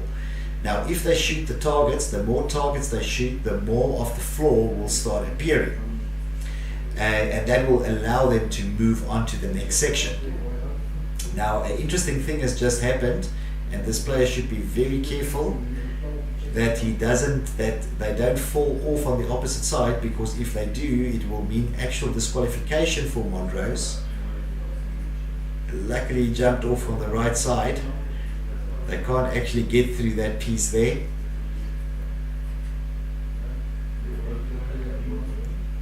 Alright, so Boise Gamers have now managed to get to this upside down section as well. Right, so remember 3 arrows per box, and you need to hit the targets to be able to get to the next box. So you have 3 tries basically. Yes. Yeah, that's not a target.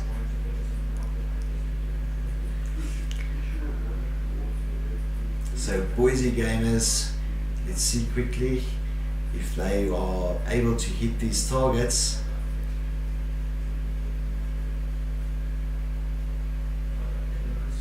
Of course, guys, today was brought to you by Lenovo, who is our technology partner for this this tournament. As you can see on the screen, Lenovo and your lovely Windows 11 logo as well. Absolutely, absolutely. So Boise Gamers at this 3 arrow section now. I see that one player actually is carrying an arrow. So that's a lot of arrows that just got thrown out there. So not using the actual bow and arrow.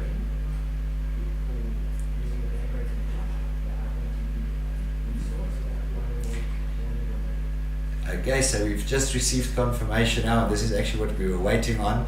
The Montrose team actually did find a place to, let's call it, scale the wall. They have received a warning that they are not allowed to do that, and I see, unfortunately, it looks like the player is doing exactly the same thing again, and if they do it again, guys, unfortunately they will get disqualified. It's really, really important that the team talk to each other, because I see that there are 2 players from the red team that have just done exactly the same thing.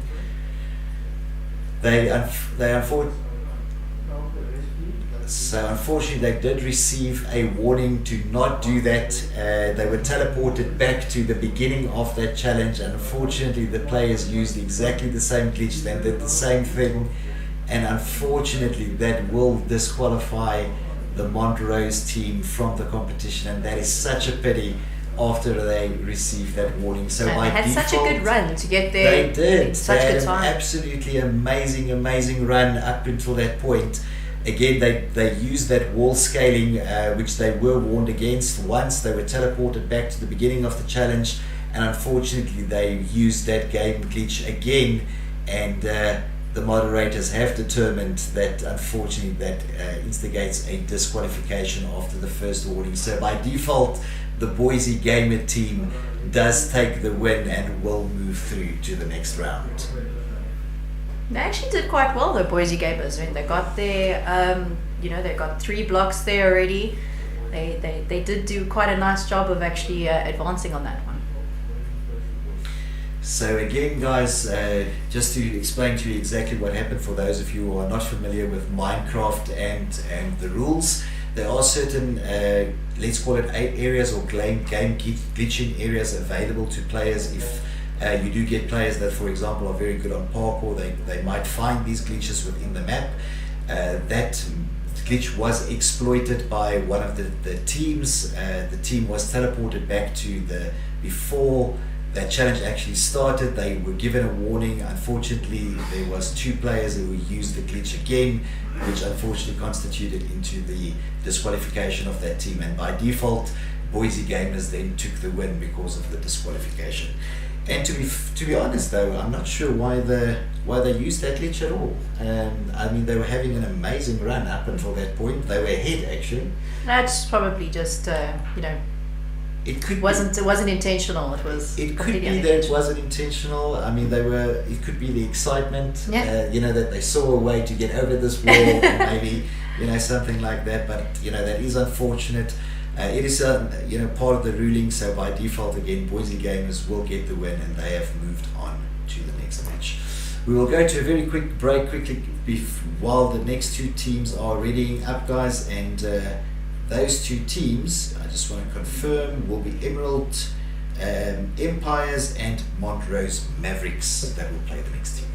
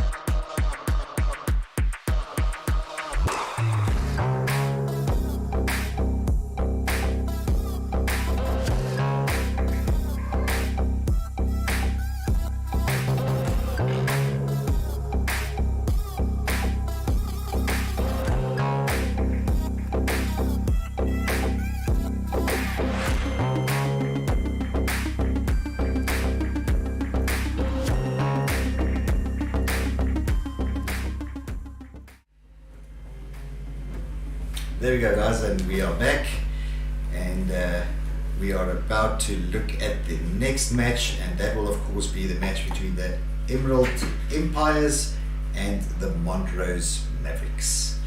That is the match coming up. Now again, during the intermission we had another chat to our third umpire, so our moderators. There was a confirmation that unfortunately the game glitch was used twice. It was used once, the team was warned, teleported back to the challenge, and unfortunately used the game glitch again, which resulted in that disqualification. It is unfortunate, but you know, these things happen in esports all the time. So it's not something that's uncommon, just unfortunate, right? It doesn't put a damper on the rest of the matches that occur, so effectively we have 2 matches left for the day. The next match will be between the Emerald Empires and Montrose Mavericks, and whoever wins this match will go through to the finals to face off against the Boise Gamers. So we are waiting on, I think, 1 more player or 2 more players. I'm just confirming with production. So we are almost ready to go. We are running a good time at the moment. We've probably made up another 10 minutes for you.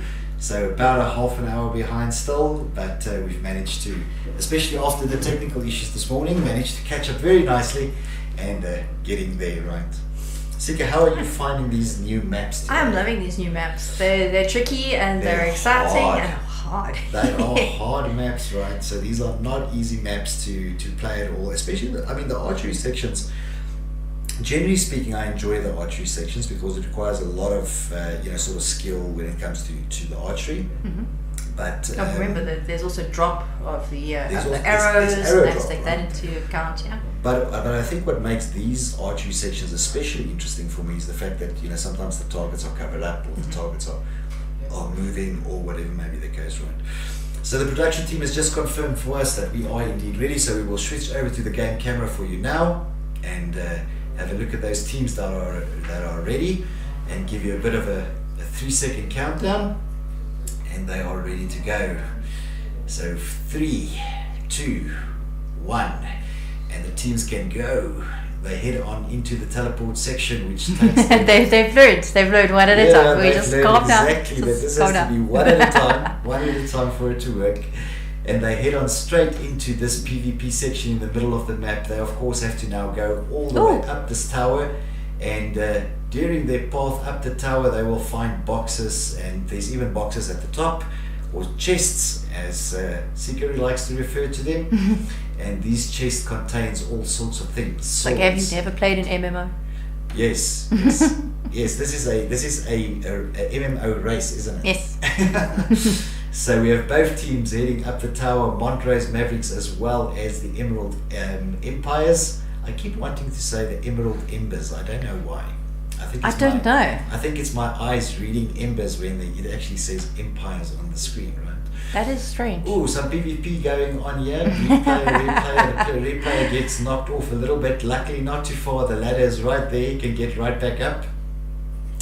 And the Emerald Embers have managed to make it to the top of the tower and have been transported to the puzzles or the maze section. Now, of course, this first section in the maze, they have to find 3 switches. There's 3 boxes with switches. They have to find these switches, and the switches have to be placed in 3 different positions. Placing the switches in the 3 different positions will open the door of where those switches are placed, and you could see there on the right hand side on the screen as we were passing it where those 3 switches should be placed. Yeah, so both teams now in that first maze have to see who gets to these boxes first, and the Emerald Empires has found one of the chests so far. So there's a switch that has been found, and now of course it's taking that switch and making sure it gets placed into its position. In the previous match we saw the teams actually running together through the maze and sort of really working together, whereas with this match we kind of see more, and now I say that now Emerald Empires, there's like 3 of them all together, but now we're seeing a little bit more sort of them splitting up and actually trying to find switches and all that kind of stuff, and then bring them all back together. Correct. Now I see that Emerald Empires have placed 1 switch already, and there's another box, and found another box. Chest. A box or a chest with a switch in it. So let's see, that switch now needs to go back to where it needs to be placed. As Montrose Mavericks runs past their switch area, we will check on them if how many switches they've managed to secure. I think Emerald Empire has now managed to secure two of the three switches, which gives them a little bit of an advantage at the moment. And if I have a quick look, it doesn't look like Montrose Mavericks has managed to. They have managed to secure two switches already. So it's 2 switches each at the moment. Again, so here's your question, right? Do you run out and find all 3 switches and just communicate with your team and then go put them all back at once? Or do you go one at a time? Find one, bring it back. Find one, bring it back. This is the question. Montrose Mavericks at the moment with 2 switches in place. Emerald Empires have managed to get the 3rd switch, and they are now through to the archery section. Now this is of course the section where they have to use the bow and arrow to shoot the targets on the opposite wall. Not that one. And if they shoot the target, that will actually open up more blocks for them to walk on. So from this block that they are now on, they have to aim and shoot that target on the far wall to be able to get more blocks available to them. And of course those targets are appearing randomly. They're not just sort of, well, not randomly, but I mean they appear periodically. That's a better word for it. So they're not there all the time. So unless they're watching, they're not going to see them. That's why there's a big sign on the wall that says keep your eye out for these. Yes, the big sign on the wall does make provision that you have to wait for those targets to appear to shoot them. And only when you shoot the targets, the rest of the floor actually appears. There we go. You can see the targets appearing there at the back of. But can you? Yeah, but it's so quick. It's so quick. You have to. There we go. You can see the targets appearing. No, it's too late. Wait for it. Yeah. And as the targets appear, I can see there's a bit of waiting by Montrose Mavericks there. They are watching where that target is going to come up. Oh, I didn't just missed it. He just, but the next shot will be on. So both teams in the same position at the moment. Both teams in the same position. They of course have to select. Have to use the bow and arrow to do that. And again, you only get 3 arrows to try with, at a time. Correct. So if you run out of arrows, you can of course pick up more arrows, or you can pick up the ones that you've already used or shot. But in the first box, you will only get 3 arrows. I see Montrose Mavericks being very patient here, waiting for that target to come up. It will come up in a few seconds, I believe. And if it does come up and the aim is good, there we go. Montrose Mavericks hits that first target and opens up. It doesn't get the jump, unfortunately. Doesn't get the jump, but he at least opens it up for his teammates, who actually manages to get some arrows. But now, where's the bow? Because remember, in that second box, you only have the arrows. The bow you can only find in the first box, which means that either the players have to give the arrows to the player that has the bow, or someone needs to go and find a bow and now wait for that second target to appear. Now, it doesn't seem like Emerald Empires have figured out yet that they have to wait for that target to appear, and I believe the player that has the bow hasn't seen that target periodically appears. So now it is Montrose Mavericks onto the second target already. So they are really doing a good job here. Emerald Empires needs to wait a little bit and for that target on the far wall to become available. The best position is probably to jump onto that first block and then wait for the target. Oh, there we go, and Emerald Empires hits that target, so that gives them more blocks to race on. It gets them to where the second box is with more of the arrows. Well, Mavericks is on to their 3rd box at this point. Oh, and the target was there for a second. Montrose Mavericks have managed to... Oh, they've not managed to make the turn yet. The target is there right in front of them. Let's see if they can get it. There's going to be a target that appears. It's on the far wall. I think it's right at the top. There's a target that will... There we go. There's a target. There's another one. And they hit the second one. And it is Emerald Empires that are onto the next part of the map. Now, this is very, very tricky because there is just about 30 seconds left. At the on moment, this map. Montrose Mavericks in the lead. They've hit 3 targets so far and advanced 3 steps or 3 stages, whereas Emerald Empires is 2. Has advanced 2. Now remember, if both these teams end up with hitting 3 targets, the team that will take the win will be the team that hit 3 targets first, which means that at the moment Montrose Mavericks is in the lead. There's about 15 seconds left. Sorry, 10 seconds left. 8, 7, 6, 5, 4, 3, 2, 1, and that means Montrose Mavericks takes the win. They hit 3 targets, progressed the furthest within the allotted time. What a wonderful game by both teams. They were so close on each other's heels. I think if Emerald figured out a little bit earlier that they should hit that middle target, then I actually think they would have taken the win. Yeah, they were advancing a lot quicker. Yeah, because once they hit that first target, they were actually a lot quicker than the Montrose team. But the Montrose team did get there first, did hit 3 targets first, which of course meant that they took the win. So congratulations then there to Montrose Mavericks. They will move through into the final, and they will face off the final against the Boise Gamers. So we will take a very short break, guys, maybe about 10 minutes before the final, and then that will be the last match for the day. We will ask you after the 5-minute break and the final that you do hang around for us for just a little bit, because there is a formal prize giving within the hall as well, just for the teams that partook today. Like I said, a 5-minute break now, and then your final coming up, and that final between Boise Gamers and the Montrose Mavericks.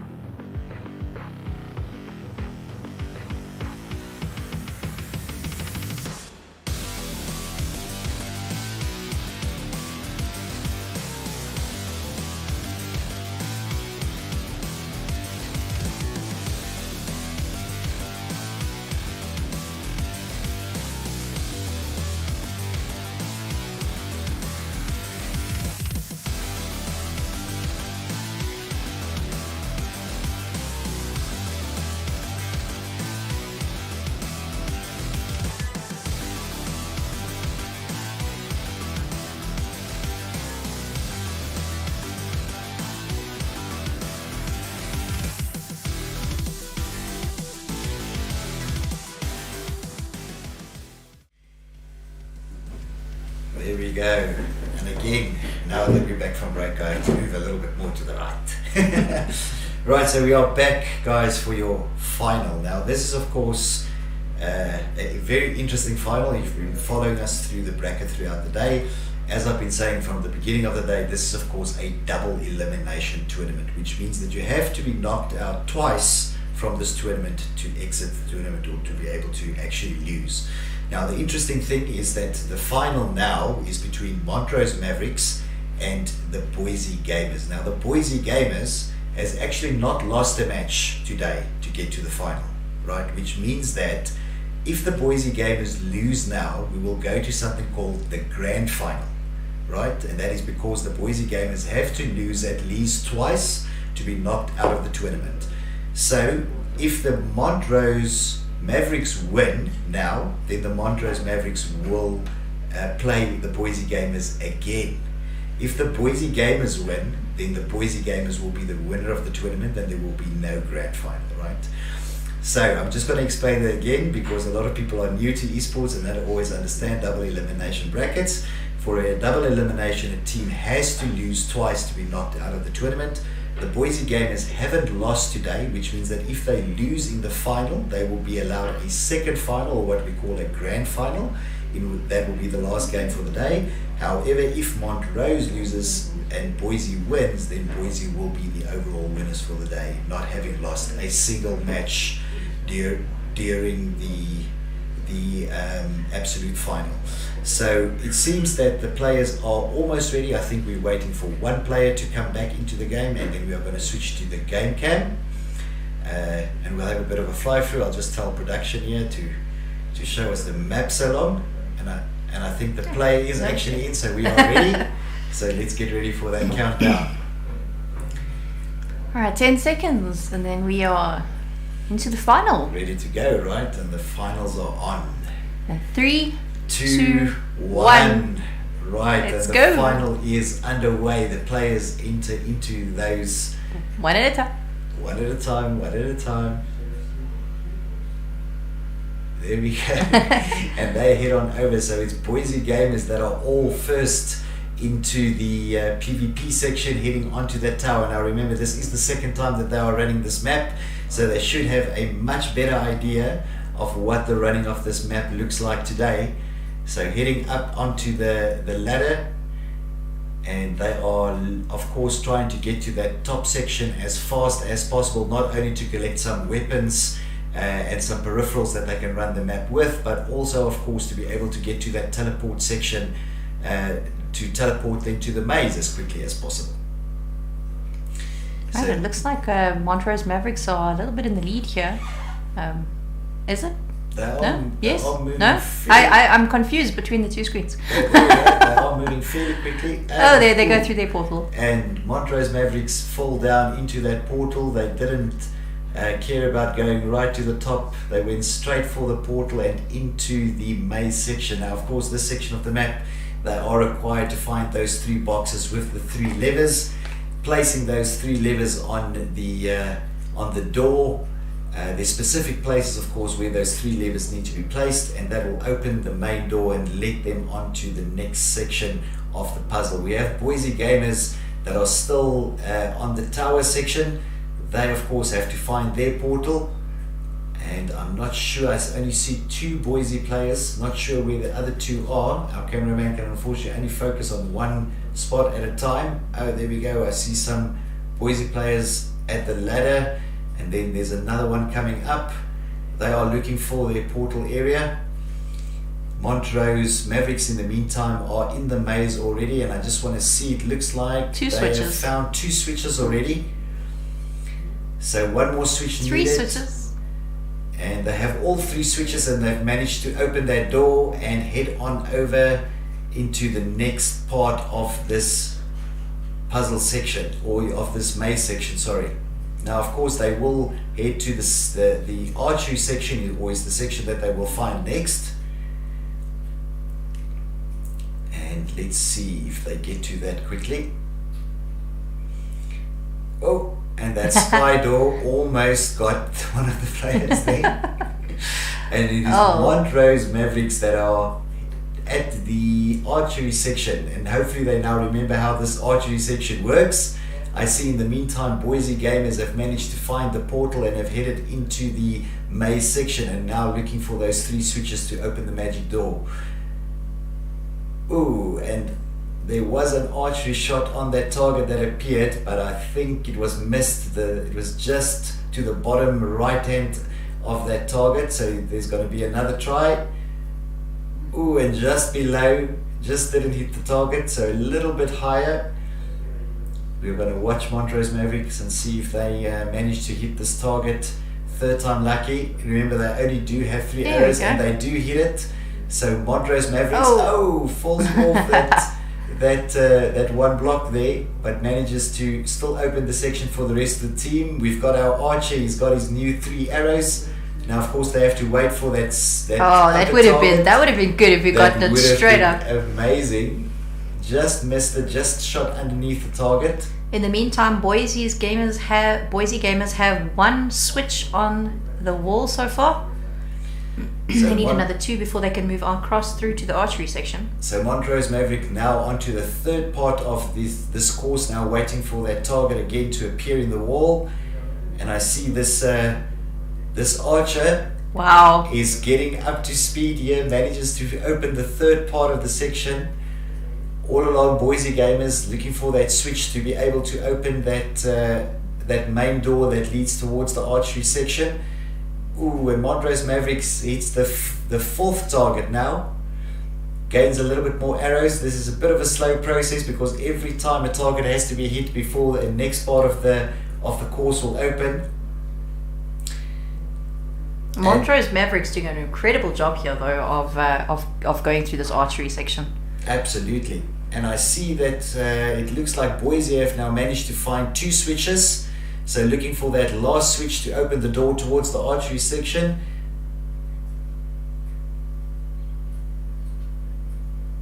And let's see if the Montrose Archer, there we go, hits another target.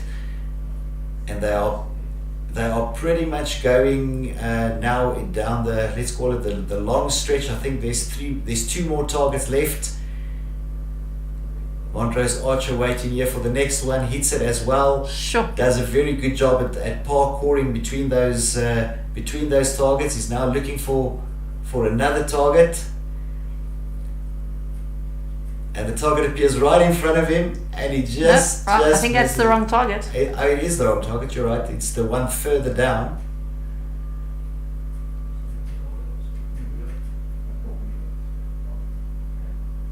So we're going to wait for the target up. There we go. That's the target that popped up there.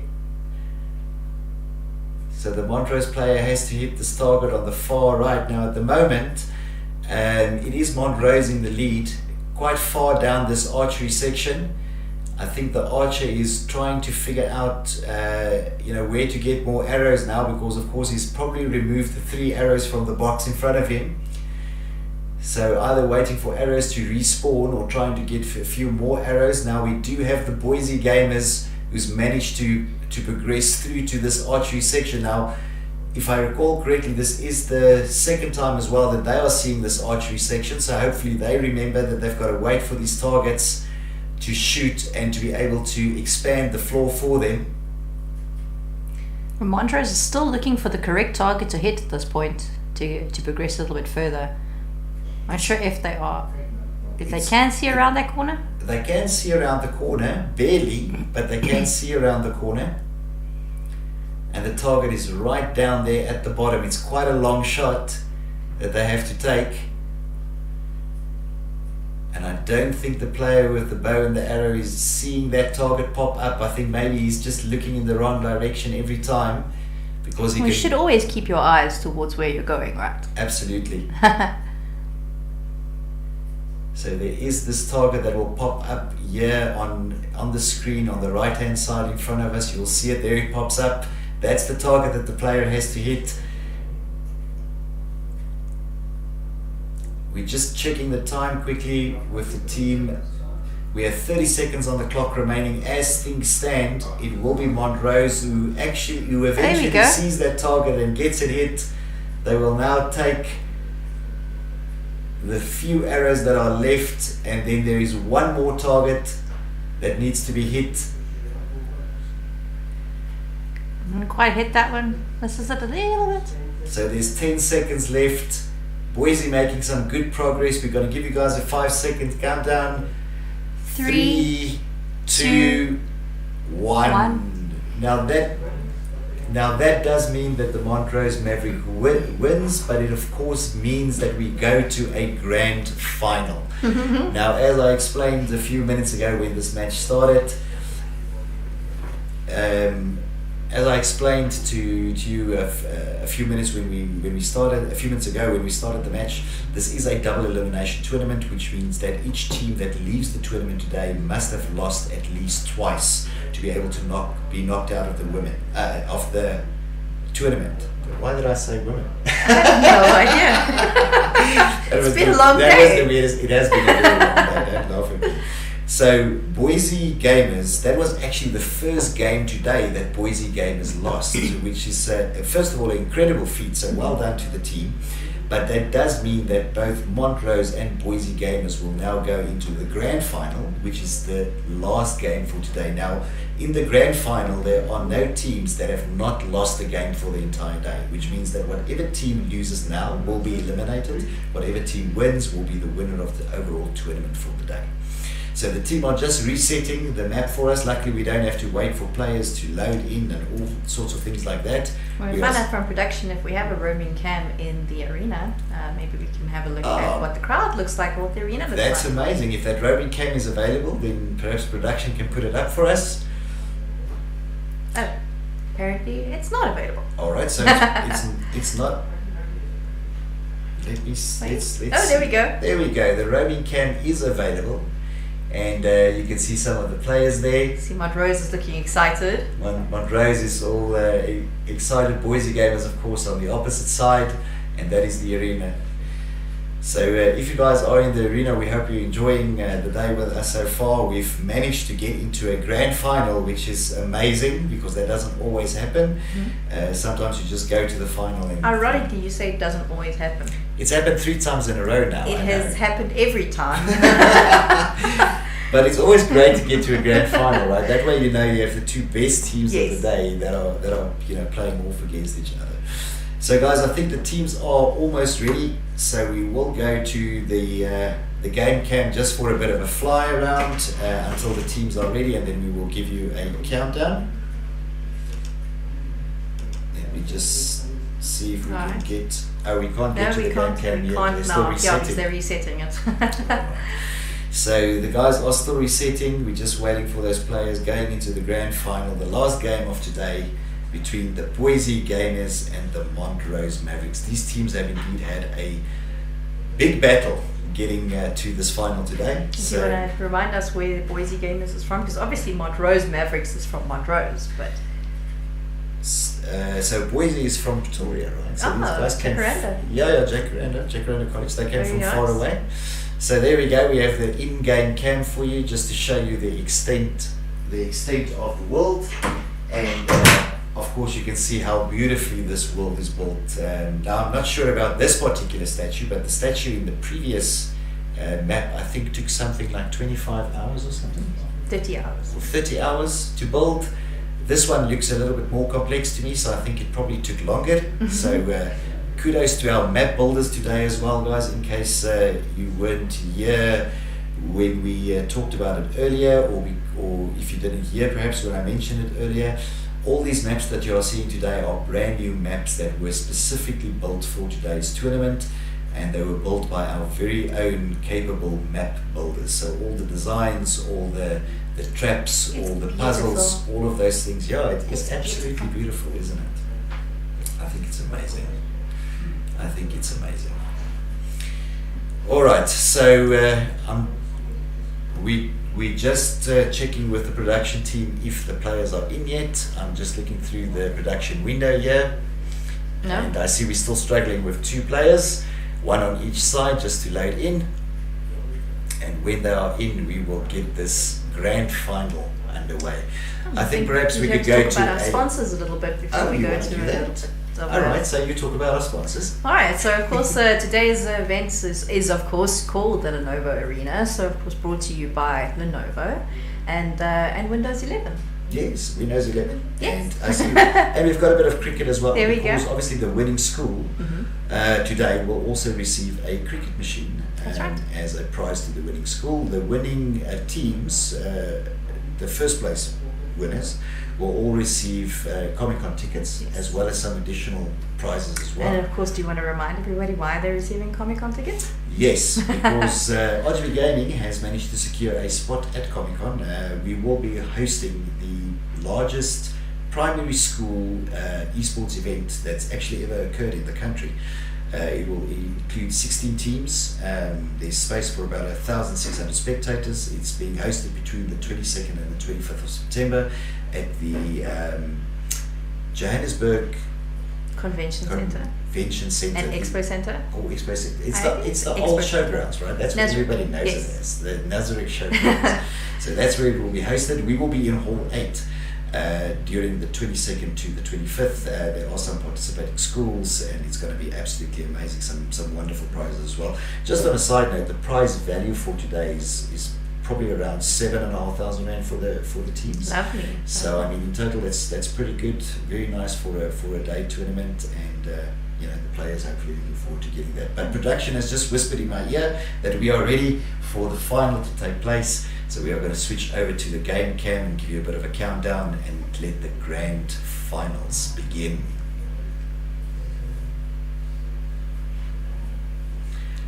Right. 3, 2, 1. Let's go. Let's get this grand final started. Oh, and Boise we're a little all bit... wanted to go in together. And of course, that's not the way the teleporter works. Oh no, one at a time, guys. One at a time. You have to go in one at a time. So Montrose Mavericks, sorry, up into the tower already, and they are looking for a nice spot to get to that portal. They will pick up some peripherals along the way as well.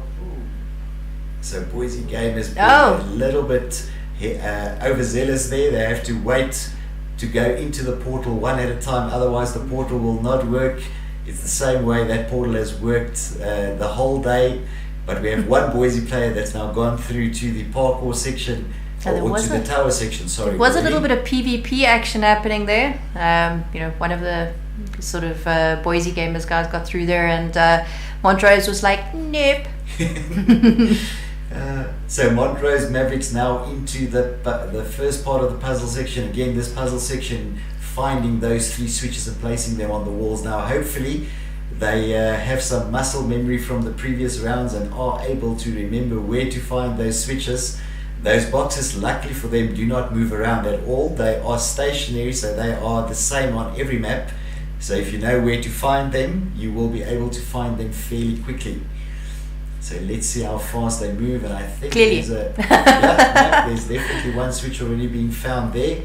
In the meantime, the Boise Gamers is heading up the tower looking for that spot to be able to jump into their portal, and the first Boise player goes into the portal as well. Means that now we have players of both the Boise Gamer team as well as the Montrose Mavericks team in the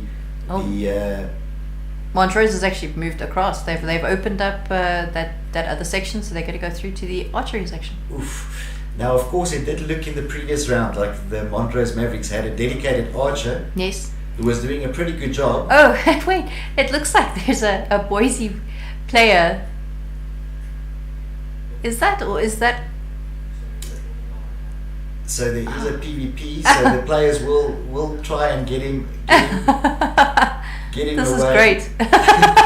And the Boise Did they really just push him out the sky door? They pushed him out the sky door. They were like, this is Montrose. This is the Montrose team. So Montrose now on the archery section. Boise coming up very nicely though. They are finding those switches to be able to move through their gate. Yeah, looks like the archer's doing his thing again. There we go. There we go. The first section open for the Montrose players. So Montrose in the lead at the moment, the Montrose Mavericks. Boise Gamers onto their second switch within that first section of the of the maze. But Montrose, I think, have now figured out this archery section pretty well. Oh, and that's unfortunate. That was the archer aiming at the target and he got bumped off by one of his own players. So now has to run up to that section again. Luckily it looks like he did it pretty quickly. While that archery is happening, we have the Boise gamers, I think now after their third switch. Let's have a quick look. Yes, here we go. They have their third switch. Boise players will lock in that switch and be able to open that. Oh no, he didn't have the switch. He was heading over to the switch, to where the switches are placed, but I don't think he had the switch with him. Montrose Mavericks now moving on to the fourth section here, getting some more arrows in. I think they figured out where these targets are appearing. I'm not 100% sure they are shooting at the right one at the moment. Oh, there we go. I think now they're shooting at the right one. And it looks like Boise gamers have managed to open the door and will now be moving through to the archery section as well. Right, Montrose through from the first straight into the corner. Okay, so they are now moving around into that bottom part. Arrow goes out, another section gets opened. And I must tell you that the Montrose Mavericks seem to be very, very good at their parkour elements, because remember they've got to jump in between these blocks. You know, as the sections open with the archery, they open and yet very good at archery. Another section. Definitely they have a dedicated archer. You can see this. Alright, Boise is now look at Boise. Oh, there we go. Boise coming up here. Boise also now in the archery section, and they've obviously figured out how this works as well. So the first target now being shot at, and Boise does open the first part of this map. So Boise is onto the parkour archery section, which is a bit of a combination between the two. Has some more arrows left, waiting for that second target. Montrose now looking to open this. I think it's the second last or the last archery section. Boise now picking up a little bit of speed and right on the heels of the Montrose Mavericks. Whew. So I think there's two more targets left for the Montrose Mavericks. Let's see. They've come quite a long way around that parkour section. This is killing me. Now, I think the other player is actually bringing arrows. That's possible. Because I think the arrows are respawning. They might have used up the 3 that they had. We have the archer there who shot. I don't think he got it. I think the target was a little bit quick there. Boise now, just missing the target there. And Montrose opens up that last section across the archery, and they will now go into the last section of this map. The final conquest section. The final conquest section. Now the conquest section... the second last section.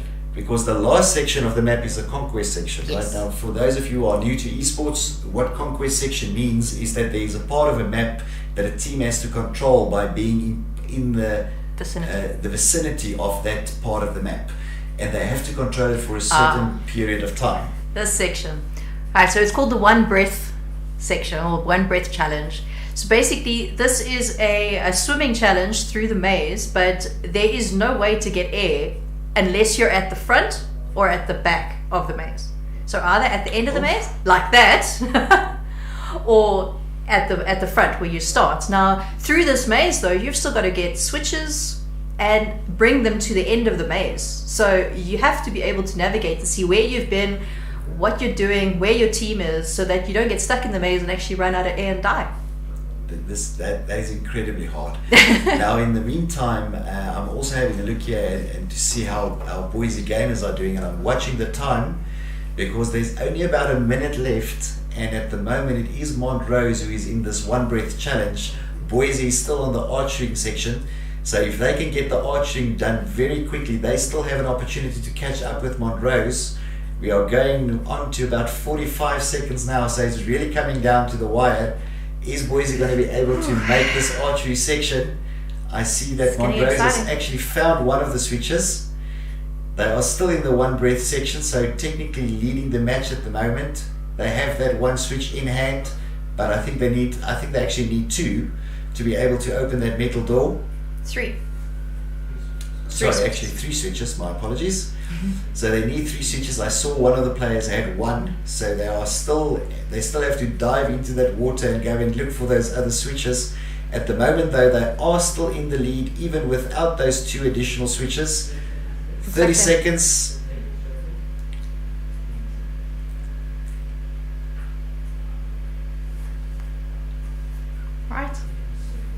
Right, and we're counting down. We're coming up to 10 seconds. And we've got to do a bit of a countdown here. It's 10, 9, 8, 7, 6, 5, 4, 3, 2, 1. And that means that Montrose Mavericks does take the match and is our ultimate champions today. And as I say that, they get to the end of the One Breath Challenge, and that was an absolutely amazing game, and so well played by both these teams. I mean, literally Boise Gamers and Montrose, they were pretty much neck and neck. It did look like Montrose had a very good archer there. I mean, those targets were just falling one by one, and the sections were just opening, allowing Montrose to progress very quickly through that archery section, getting the furthest into the map and therefore taking the win. So congratulations to the Montrose Mavericks, who is our ultimate winners for today, taking the Lenovo Arena match. But very well done to the Boise Gamers, who put up an incredible fight right up into the end there. Guys, if you have joined us today on stream, thank you so much. We will see if we can do the prize giving live. I'm not sure whether we'd be able to do it with the live cam today. I don't think we will be able to, considering the technical issues we had this morning. I don't think we will be able to do the prize giving live. But if you are joining us here on site in the arena, please stay for a little bit. We do have the prize giving. We do want to give the players honors that that really deserve it. From my side, and it was an extremely good day. Sika, from your side? It was amazing. I mean, new maps are great. The teams did a fantastic job with all those mazes and challenges and parkour and archery. That's the archers were. My throat is killing me. I'm dead. 5 hours of talking, almost 6 hours of talking, and we hope you guys weren't too bored with us, and we tried to make it fun, and we hope you had fun with us today. But for those in the arena, we will see you in a few minutes for the prize giving. Thank you so much, guys.